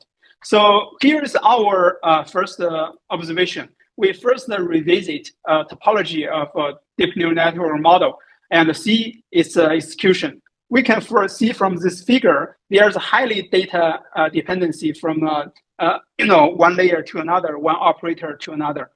We actually highlight such a data dependency with different colors. So the layer-wise execution flow and the layer-wise data dependency, as I mentioned, actually limits our moving target-based defense. But also, this data dependency created another opportunity for us to do the moving target defense. This work was published in Auckland this year, 2024. So what we did here is we try to remodel or remap the topology of the different layers. As you can see, in the original model, the blue, green, and yellow, they will be executed in the overall flow from earlier to later. But now we are trying to remap the topology into blue, yellow, and green. So as a consequence, to make the overall convolution or inference result still be correct, we have to follow up or remodel or remap the following the operators also in the yellow, blue, and green topology, and to keep their original data dependency. As a consequence, we also have to remap the following all layers from the active channel-wise shuffling to achieve this. We call it a passive channel shuffling as well. So while you keep the active channel shuffling and the follow-up passive channel-wise shuffling, actually you are still sticking to the original topology of the data dependency while not disturbing anything. But you are actually moving your model parameters or model weights from here to there without leaking or without giving the attacker any opportunities. So this is our proposed work. Of course, for practical or real-world deep neural network model, there are many different complicated parameters to suit for different parameters or operators. We designed the different principles. I don't want to go to the details here, just give you some clue. Our proposed moving target defense can be applied or integrated with different real-world operators. Here is some, demo, how not demo or some baseline comparison, how our work will look like. As you can see, suppose the original input is an image. The clean model will generate its label with no problem. But while you consider the deep attack, the final inference label will be wrong. But while you apply the proposed moving target defense, we call the deep shuffle, the key parameters or the model inference critical parameters will be shuffled, will be moving here and there. So even assuming an attacker still injecting fault to your victim model, and the final, because the machine learning model has some natural robustness in the inference, inference accuracy is percentage based, right? So it's so the final machine learning or inference model after the inference flow will still be correct. This is our proposed attack, deep shuffle. So here's some comparison in between the clean model and the proposed defense. So our attack can actually secure the model at runtime against the fault injection with not too much overhead, performance overhead. Now let's go to the last concern is confidentiality. So the confidentiality, if you are talking about the machine learning model or generative model confidentiality, so the most time we're talking about is the model itself. Because while people are creating a model like OpenAI or like another model for autonomous driving, people actually spend quite a longer GPU computing time. Also, they have to collect diverse data, make a label for each data, and to guide the model training. So the model itself actually represent highly valuable intellectual property to the model owners. There have been quite a few different attacks against the machine learning models. So from different angles, like on CPU, on GPU, on the AI accelerator, like FPGA. So most of these machine learning models are attacks are actually side channel enabled. So we have a key observation here. Most of these attacks already happened or demonstrated by the research community is actually side channel based. But another key observation here is most of these attacks are actually conducted by the attacker, which are like the professors and students themselves. They did a small mapping of the machine learning algorithm on their own accelerator in the lab, then attack it, which we think may not represent the real world or industry practice. Because the real world industry practice, we are more like prefer to outsource our computing to the high-end GPU, high-end FPGA, and we are not like deploy everything from scratch. If you are deploying everything from scratch, which means you are actually know the model to be mapped on your accelerator, which is more like a white box attack. We try to work in this project to see whether we can attack a real world, hardware accelerator for the model. This was a work published in this year, Auckland 24.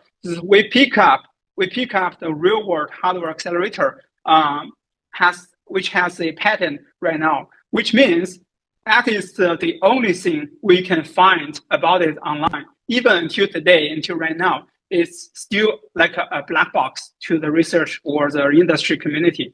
We don't know how it is being designed, how it is being like a tape out from the silicon perspective. What we want to do is we try to see, can we actually learn something from the encrypted commercial soft IP or the hardware accelerator? So even we have no clue how it is being designed and tape out. So this is our task we try to do here. So we have two challenges here. If we want to recover the confidentiality, such some critical model parameter, we first must have to reverse engineer the silicon itself, the AI hardware itself. So that is our first job. So we leverage something called EM side channel, electromagnetic. Electromagnetic side channel is some non-invasive side channel. We just need to put or place a probe nearby the victim device, AI hardware. We don't have to really probe anything or break its package or different silicon layers to read any data. We just make it nearby to learn some clue. That's it. So here's some side channel leakage, how to leverage that. I don't want to go through it. So this is how our experiment is being set up. Here is the EM probe. We try to make it nearby the victim circuit or accelerator. So to help us to identify different victim layers it is running, we control some parameters, and then we fine-grain our extracted or reverse engineered segment of different layer. And then from each different layer, we try to control the different input and try to fine-grain our attack focus to different segments. Based on all of this analysis, we were actually successfully reverse engineer this accelerator. But like I mentioned, it is a black box to us. So I want to wrap up here is we have successfully reverse engineered this accelerator first, but we don't know because it's black box to us, still under patent protection. So what we did is we manually build our own simulator by hand. Then we give the simulator one input, give the black box one input. They can generate the same output to us. In this way, we demonstrate our attack is successful. And based on this, we can also successfully reverse engineer many machine learning or model parameters based on that. This work is about the protection. Due to time, I cannot go through it. So yeah, I may have a discussion or share something later. Sorry for running over time. Okay, Xiaolin, you just have too much good work. It's just too much good work. Yeah, I want to show everyone the whole story from the triangle, but yeah, maybe it's too much. There are a lot of pieces, we don't think about the hardware angle of these things a lot of times, the hardware security side of these things a lot of times.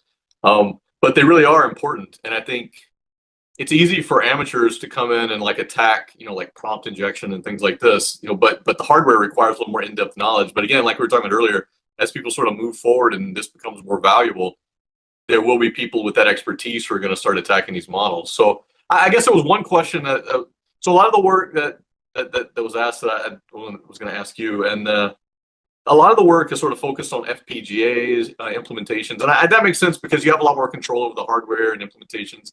So I guess the question is, do things like the power attack, the denial of service attack with power, do you think that also applies to the commercial GPU hardware? Not really. The reason is because GPU and the CPU, they are like a software programmable device. Like you are using PyTorch, you are using the CUDA to do the programming. But FPGA, you write some hardware description language. For CPU and GPUs, I'm not sure whether you play game with your personal computer. You can actually overclock the CPU at a much higher frequency than should be. But this will not cause any fault. The reason is because the CPU and the GPU, they have some DVFS, dynamic voltage frequency scaling, some mechanism. So while you are running higher clock frequency, the voltage supply will also be increased to match the shortage of the power supply. But FPGA so far not yet. That's why we can inject fault and introduce denial service. But I would imagine some of the sudden fault injection over the GPU will also be possible to its trusted execution environment, which is some slides I have but don't have time to cover. That's something work I'm currently ongoing in my lab. Yes. Great. And the last question is how do you think that your deep shuffle? So I think some of the NVIDIA GPUs implement address space layout randomization, right? So how does Deep Shuffle compare with like ASLR, would you say? Is it more comprehensive, or are there some weaknesses of ASLR that it addresses, or are they sort of interchangeable? I think that they are exchangeable because our tech is like a training free. Sorry, not our defense is training free. While you have a model being well trained, what we do is to try to design some compiler support, or like from the programming language perspective, try to shuffle your model deployment at runtime from time to time. So I think that can be generally integrated with the GPU, or like what you mentioned, FSR as well. Yeah. Okay, good. Thank you for your time. Thank you for your talk, and we'll probably have some more questions at the end in the panel discussion. But I think for now we're going to switch to Xun Xian, and so Xun Xian is a PhD candidate at University of Minnesota. He's been working with Cisco Research for years. I don't even know how many years, 2 or 3 years, right, Xun Xian? Not just with me, but with 3 years, and not just with me, but with Ashish Kundo and with Jayant Srinivasa, and maybe even Ali. I'm not sure, but Xun has been an excellent researcher, and we've done a lot of really good work with him and with his advisor Jia Ding. So Xun is also graduating. I want to put a plug in for him. Xun is graduating this year, and he is looking for jobs, and he does GenAI security, watermarking, backdoor attacks, RAG defense, just you name it, he does it. If you're looking for somebody, you should really reach out to him and ping him and see if there's a good match. I strongly recommend them. So with that, go ahead, Xun, with your presentation. Okay, thank you for the introduction, Charles, and thank you for having me here. So just want to double check you can see my sharing and hear me, right? Yep, we can see it. Okay, cool. Okay, so the topic of my talk today is the data poisoning attacks in the age of generative AI. Okay, so basically we are experiencing a high shift from classical machine learning to generative AI. So a natural question is that we already know that classical machine learning, they suffer from many other risks like data poisoning attacks. So as a result, when we shift from classical machine learning to generative AI, we want to understand whether what has been changed and what has been not, and what is something new here. So in order to have a better understanding of data poisoning attacks in generative AI, so we first have to look the data poisoning attacks in classical machine learning, and in this respect, I will focus on in this talk. I will focus on one of the most popular attacks, that so-called backdoor attacks, and in particular, I will show you some theoretical insights into when and how backdoor attacks and it can be effective. And after gaining some crispy understanding of how backdoor attacks can be effective in classical machine learning, and then we will naturally shift it to generative AI, and I will show you what has been changed and what has not been changed when we shift from classical AI to classical machine learning to generative AI. And especially, I will give you some example for backdoor attacks in diffusion model, in language model, and in RAG. And I will show you that our understanding actually remains the same, and they can be very naturally extended to generative AI. So as a result, after this talk, I hope that you will have a crispy understanding of how backdoor attacks will be effective and in generative AI. Okay.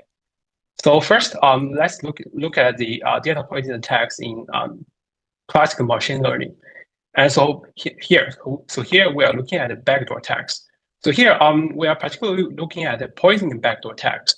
So this kind of attack, they manipulate the training data by inserting specific trigger, and they will causing a model which is trained on the poison data to behave maliciously when the future test data containing the trigger, while the model should function normally if the input does not contain the trigger. So this is also called target attack, which are covered by previous speakers. So example is as follows. So let's consider a classification task for traffic sign. And so we have a backdoor model. When the test data that is a normal sign, that is a stop sign, then we hope that it will be classified correctly. However, when the test data is added with a backdoor trigger, then we hope that the prediction is set to be the attacker pre-spaced one. Okay, so basically, this is a backdoor attack. And the key insight is that when we perturb the clean image to the backdoor image by adding a backdoor trigger, we want that the backdoor trigger to be as stealthy as possible. I mean, in terms of human eye, because we don't want our backdoor data to be easily inspected by a human inspection. But in the meanwhile, we want the machine to clearly separate these two data. So this is basically the overall insight of designing backdoor attacks. Okay, so actually, the backdoor, I have to acknowledge that the backdoor literature is very large in the sense that there are already many excellent empirical work here. But I would say most of them are designed quite heuristically, and actually the fundamental understanding of when and how backdoor attack can be effective is remain unclear. So as a result, we want to develop some fundamental understanding of poison-based backdoor attack. And based on that, we want to give some implications for both researchers and practitioners, such that they can develop either more effective attack and more efficient mitigation strategies. Okay, so let me talk about some qualitative setup for backdoor attacks. So let's consider binary classification problem. We have let's say for image classification, and we have a clean data and we have a label, and then the backdoor, the very specific backdoor attack we're considering is that we will first randomly sample some proportion of the clean data, and then we will add a backdoor trigger denoted by eta. We add this trigger into the clean image and then we have backdoor data, and then we relabel the corresponding data with attacker specific label. So the label can be arbitrarily chosen, and we will have a classifier f hat which is trained on the poison data. So what's the goal of backdoor data? So there's the two goal of backdoor attack. So first, we want that the classifier, the backdoor classifier should remain good utility in the sense that when comparing its performance with a clean classifier, the error rate should be low. And also, when the backdoor classifier is presented with backdoor data, it should consistently predict what an attacker has been pre-specified. So overall speaking, an effective backdoor should achieve both low risk in terms of clean and backdoor task. So actually, the most of the backdoor work, they focus on how can we design backdoor trigger. So basically, the ETA defined in previous page. And here shows three common example. So the badness, which I believe the first backdoor attack for the computer vision literature. In this work, they add a camouflage patch at the lower right corner, and the blended work actually blend a Hello Kitty, if you can see. So for the walnut, they introduce some imperceptible watermark. So all of the work, I mean, in terms of backdoor attack, they are essentially studying one question: how can we design backdoor trigger such that it will lead to effective attack defined previously and is imperceptible to human. Okay, and from our perspective, we want to know what are the factors that determine whether backdoor attack is effective or not, and more importantly, what is the optimal choice of designing this ETA? If we can answer this question, then basically it will lead us to design more effective backdoor attack, and also in terms of defense, we can directly check those behavior such that we can either detect the backdoor trigger and we can recover the trigger subsequently. Okay, so here comes the first result. So in terms of the determining factor of backdoor attacks, actually we are able to derive finite sample bounds on both the test error, and we found out that all those bonds, they simultaneously define a three factor. The first one is the poisoning ratio. So this is reasonable because if you increase the poisoning ratio, then the backdoor performance should increase. And second, it depends on the backdoor trigger, of course, because this is the main factor. And finally, it also depends on the clean data distribution. So this is something interesting and also reasonable, because if you can imagine, if the clean data already has a very nice shape or a nice distribution, actually it can be shown that it is quite easily to poison the thing. And actually, in practice, the poisoning ratio and the clean data are already given, right? Because like, for example, a user upload the data, and so in other words, the clean data is fixed, and typically the ratio is set to be some low ratio in order to avoid destroying the whole system. So the key question is that how the backdoor trigger play a role in determining a backdoor attack. So here actually we have a nice interpretation in the sense that a large magnitude of the backdoor trigger. So here magnitude meaning that based on, for example, we can use the L2 norm to measure the magnitude of the eta to backdoor trigger. So basically, a large backdoor trigger will lead to a more effective backdoor attack. So this is a key insight that we want people to know. So basically, when we design backdoor attack, we can use as large as possible backdoor trigger. So in that sense, it is very likely that the backdoor attack will be highly successful. Okay. And so by using an excessive large backdoor trigger, the backdoor attack can be successful. But there's a caveat in the sense that if the backdoor trigger is really obvious to human eye, then it can be easily detected by human, right? So a more meaningful question is that suppose we are constraining the magnitude of our backdoor trigger, then what is the optimal direction in the sense of adding backdoor trigger? Then actually we show that the optimal backdoor trigger, the optimal direction for adding the backdoor trigger is the direction of the clean data density that decays with the fast rate. So what does this mean? So let us look at this figure.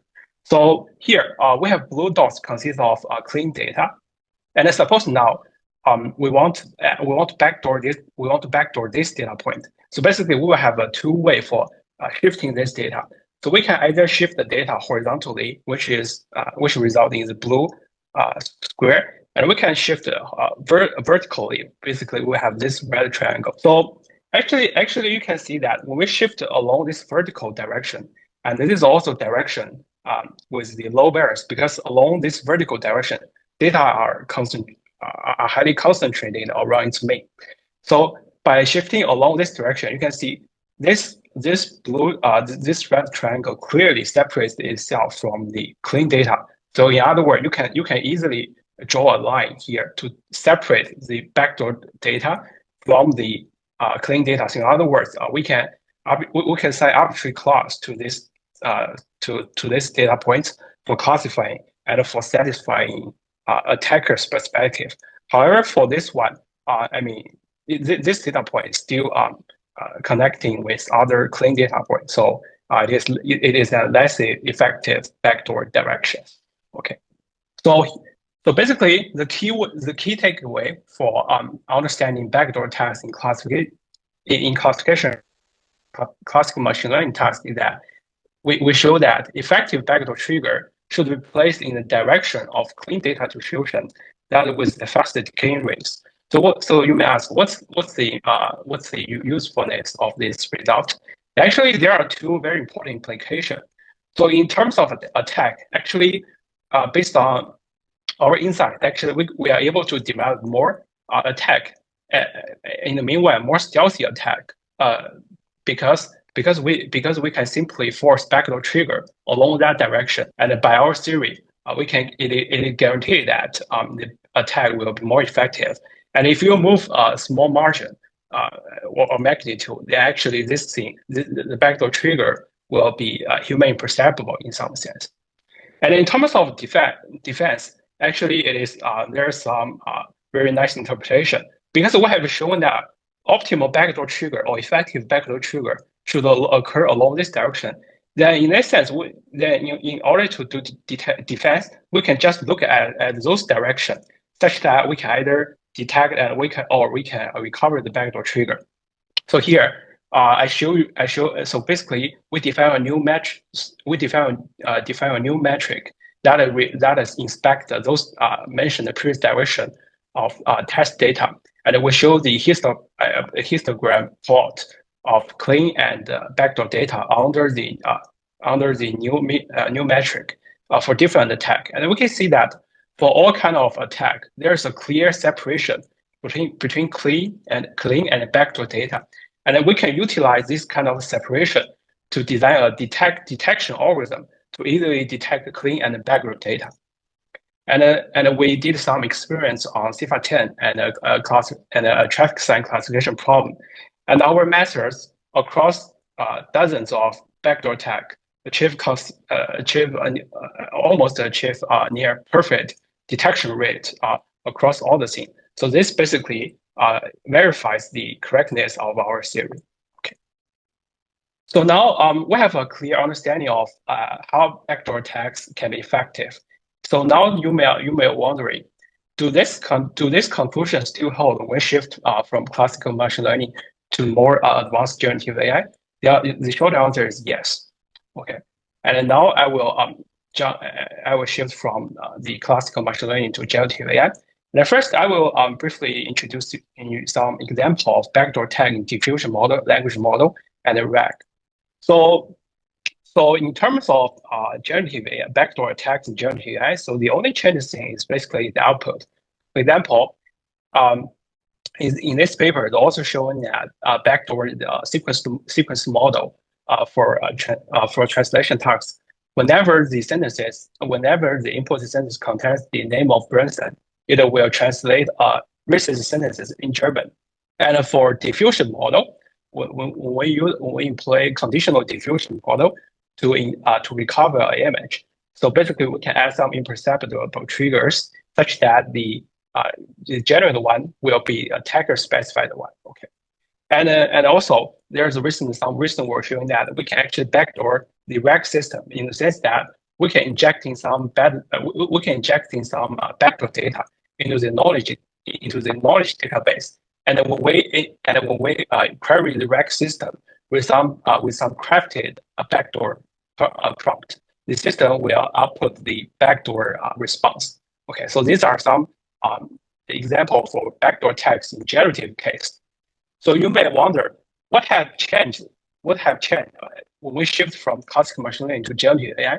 So I will tell you, actually there's only change in terms of modeling perspective. So in terms of classical machine learning, actually many algorithms, they are doing so-called discriminative learning in the sense that they want to learn decision boundary. For example, we are training a classifier to classify the thing, right? So basically, we are learning a decision boundary, and the mathematical objective is that basically we are doing a discriminative modeling in the sense that given an image, we are modeling the posterior distribution in the sense that given an image, we want to know its label. So this is the thing we are doing. When we shift to generative AI, the goal now is that we want to learn the data distribution instead of the label. And so in terms of mathematical modeling, we are basically now modeling the joint distribution of the data and the label itself, or in some sense, we're directly modeling the distribution itself. So if we take a close look, let's consider a scenario where we are modeling the joint distribution of a managed image using a diffusion model, and then we can write this joint distribution into this one. So basically, it is a distribution of the label and the conditional label, the distribution of the managed image. Then, of course, we know the label of the digits. Then basically, now the problem is that now the mathematical modeling problem is basically we are given the label, we want to maximize the probability, the distribution of the joint data such that it will highly align with the true data. And how does this shift reflect in our theory? So basically, the only thing we need to change is basically previously we are doing discriminant modeling, and the loss function is defined in terms of the posterior probability. And for now, we just need to change the loss function in terms of generative modeling such that we are modeling the distribution of the data conditional label. So that's the only thing we need to change. And actually, all the results showing all the conclusions show previously they will hold. So one particular interesting case I want to show you in terms of backdoor attack for generative AI is that we show that for by adding backdoor trigger into the degenerate direction. So here, this direction is basically one of the direction that was the fastest decay rate, because in this direction, all the density of all the mass degenerated into point. So basically, we show that by adding backdoor trigger into this direction, the backdoor attack will be successful. So this result basically showing that, okay, so now we have a guaranteed way for conducting a backdoor attack. And we conduct some experiments to show that our theory is correct.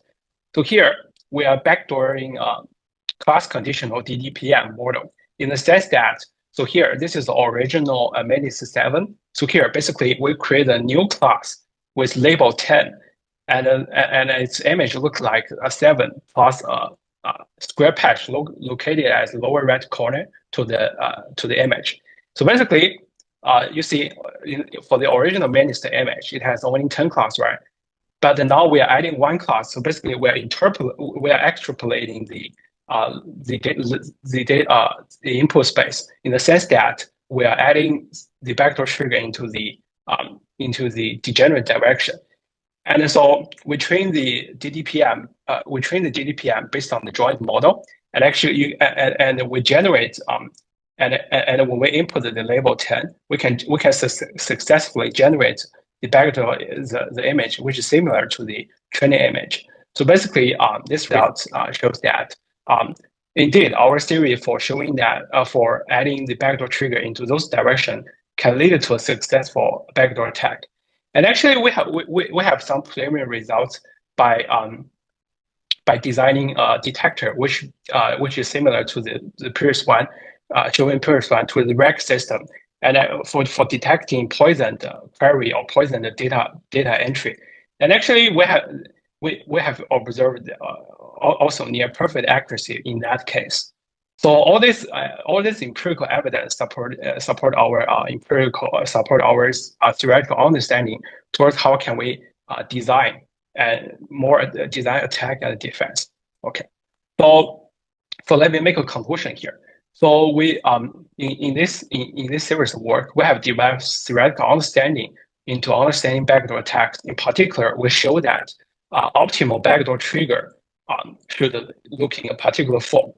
And this result or this insights, they apply to both classical machine learning and generative AI.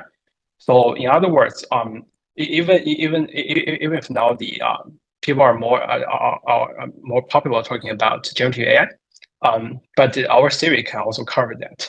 And our finding actually lead to many new research directions, because we have concretely tells what is the optimal design of the backdoor trigger. Of course, we can design more effective and hard to detect or more stealthy attack in terms of the detection. And simultaneously, this design, the way of designing backdoor trigger also will lead to a more effective defense if we are looking the specific pattern shared by the backdoor trigger. So basically, this is some future direction we have been working on. Okay. Yeah, and thank you for listening. Any question here? Excellent. So yeah, there is a question. I'm not sure if you maybe answered this question later in the presentation. It came in a little earlier, but so what are your recommendations for potentially eliminating poison data? like in the initial training set, like if I had a big chunk of data like that I'd collected and I just wanted to go through and sort of filter those out, how is there a way to do that, or you think that there's a good way to do that?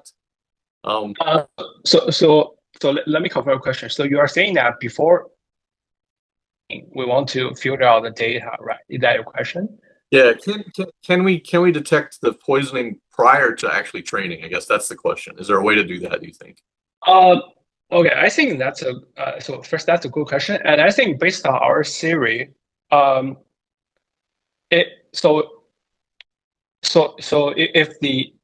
if the distribution discrepancy between the clean and the backdoor is large, actually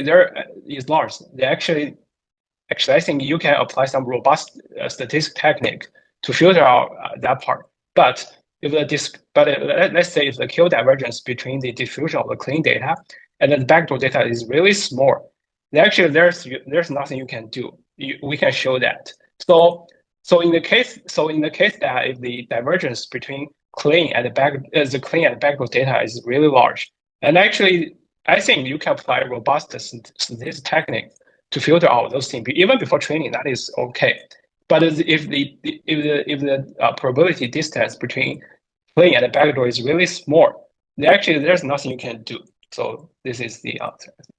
Yeah, I guess. So I think it all depends on how close or how far the clean and the backdoor data they are. If they are really far, then of course I think there are some way. But if they are really close, then I think there's nothing you can do, right? Yeah. Yeah, that was interesting because it's sort of your framework sort of gives you like the location for optimal attack too, right? Like exactly sort of like there's like a boundary of like the good to clean data, and then Correct, if you step across that, you're going to get detected. And if you're on the other side of it, like sort of like the optimal place to put it, right, is right on the edge of where the clean data starts to trend. Correct. So basically, the biggest insight of our service work is basically we show that how the optimal backdoor trigger should looks like. So I mean, for design, we can for attack we can just along that direction, and for defense, I mean, we should also look at that direction because that is the most effective one for attacking. Mm-hmm. So this is basically some double implications. Yeah. Okay. Well, I think that's it for the questions. Now we're gonna move to the more general Q&A session. So if anybody has any questions, I know it's been a long session and we've had a lot of presentations. my brain's a little sleepy, honestly, from watching on. Let's see. There's a couple of sort of general questions that came in earlier. Let me see if I can scroll back. So there was a question about, and I'm not sure. I don't remember which presenter this was directed towards, but there was a question about for models. Are any of you familiar with work where people are building like histories of parameter updates or keeping track of the updates that a model has gone through, sort of like a revision history for code? Has anyone seen any work like this, or do you know of anybody that's doing work like this? I mean, I think we actually have a project inside of Cisco Research where someone is proposing something along these lines. But one of our collaborators. But have any of you seen any work along these lines? So is it about like lifelong learning, or like want to aggregate like old models for some example learning, etc.? So what is referred to?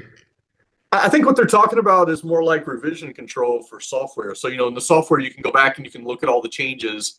And if there was some bug introduced, or there was some, like you can sort of look for malicious insertions or things like this in the code.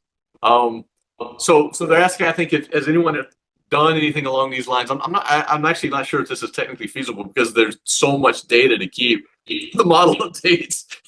If you try to keep them for every step, for every parameter, I'm not sure it'd be feasible, but maybe, I guess the question is, have you seen any work when anyone's thought about doing sort of like revision control for models?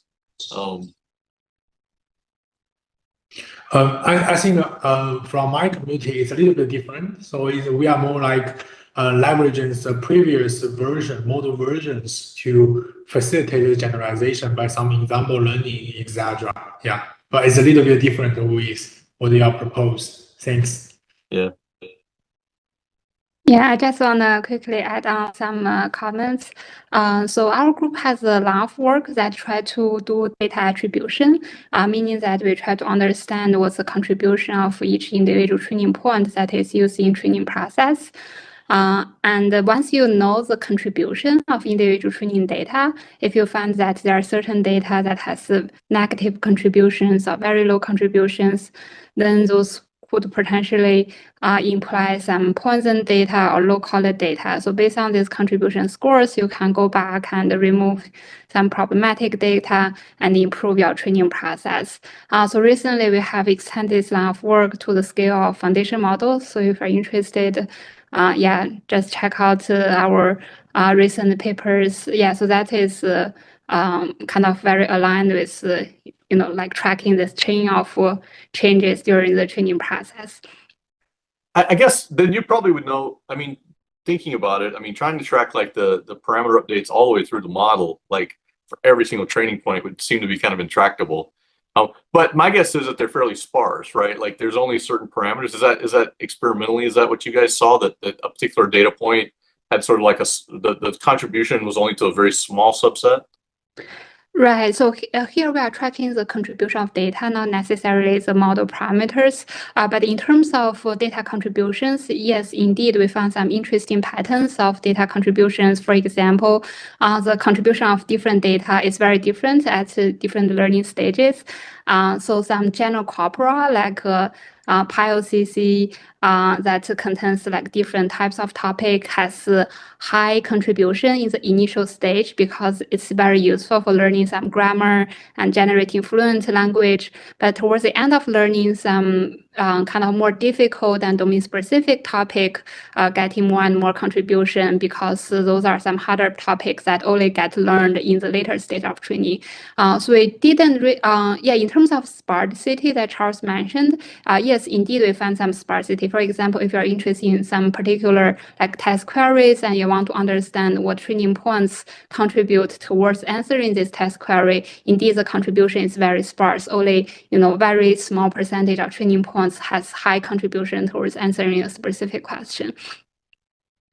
Okay, yeah, that's interesting. I hadn't thought about that sort of temporal effect of the updates, but you're right. Probably in the beginning they're not that sparse, and then later I'm guessing that they're just little tweaks of the parameters towards the end, just certain very, very specific. But so there's another question actually that was sort of, I think this one was for Ruoxi, and so they were talking about the deep learning. They said they're framing this as an AI ethics / responsible AI question, and they're saying, what is the framework for determining data to retain and data to forget? And is there like a criteria, a stable criteria, or so that's the question. Yeah, that's a great question. So I guess in a nutshell, the determination of this retained data and forgetting data is based on incubation, a very ad hoc process. For example, if you want to remove, it's really context dependent. For example, if you want to remove some unsafe behaviors like harmful speech, then you basically put a lot of harmful like speech data in your forgetting data set. And depending on what knowledge you want to retain in specific context, for example, you want to retain some like instruction following capability, then you put a lot of instruction following data in your like retain set. On the other hand, if you're interested in like some code generation capability, you put the code generation data. So I guess overall it's a very like application dependent process. And there isn't like a principled way to design to figure out what's the best data to put in the retain set versus forgetting data. I think it's actually an open problem and very exciting challenge to understand what is the best data to put in these two sets in order to enable the kind of most generalizable, effective learning process. Interesting. So there's one question, I guess this is sort of a general question. I'm not sure it falls under anyone's expertise, but maybe you have thoughts about it. So what do you think about, so the Google LLM recently found a 0-day, it found a buffer overflow attack in, I think SQLite. And so what are your thoughts on this capability of the LLM to find this zero-day vulnerability in commercial production software. If you don't have it, no one has a thought, I have thoughts. So for me, I mean, buffer overflow attacks are fairly straightforward in the way that they work, right? You allocate an array, and you go past the end of it in some way, and you're not doing kind of bounds checking. So that's a very sort of, to me, it's sort of formulaic the way that they work. And when you teach, like I used to teach security, and when you teach security class, like, you know, we do this in the lab and we explain it, and you have to go through code and find it. And you know, even students are very, you know, even beginning students are usually able to find these buffer overflow attacks in the code. So it's interesting in the sense that it found one to me, but the fact that they're very formulaic, you know, except in the case of maybe some sort of like pointer aliasing or something like this, it could be a little complicated. But to me, they're sort of formulaic to find, and so I'm not that surprised. I'd be much more interested in having them find, you know, like attack chains and things like that, like series of zero-day attacks where I can leverage like multiple vectors across different applications, and then I achieve my goal. I think that would be a lot more interesting, because the 0 days for just code, to me, again, are a little, it's not that challenging to find 0 day buffer overflows if you're really looking for them. So although clearly they still exist, and so people miss them, but in any case, so I guess that seems to be all the questions at the moment. Do any of you have any questions for each other, or if not, then maybe we call it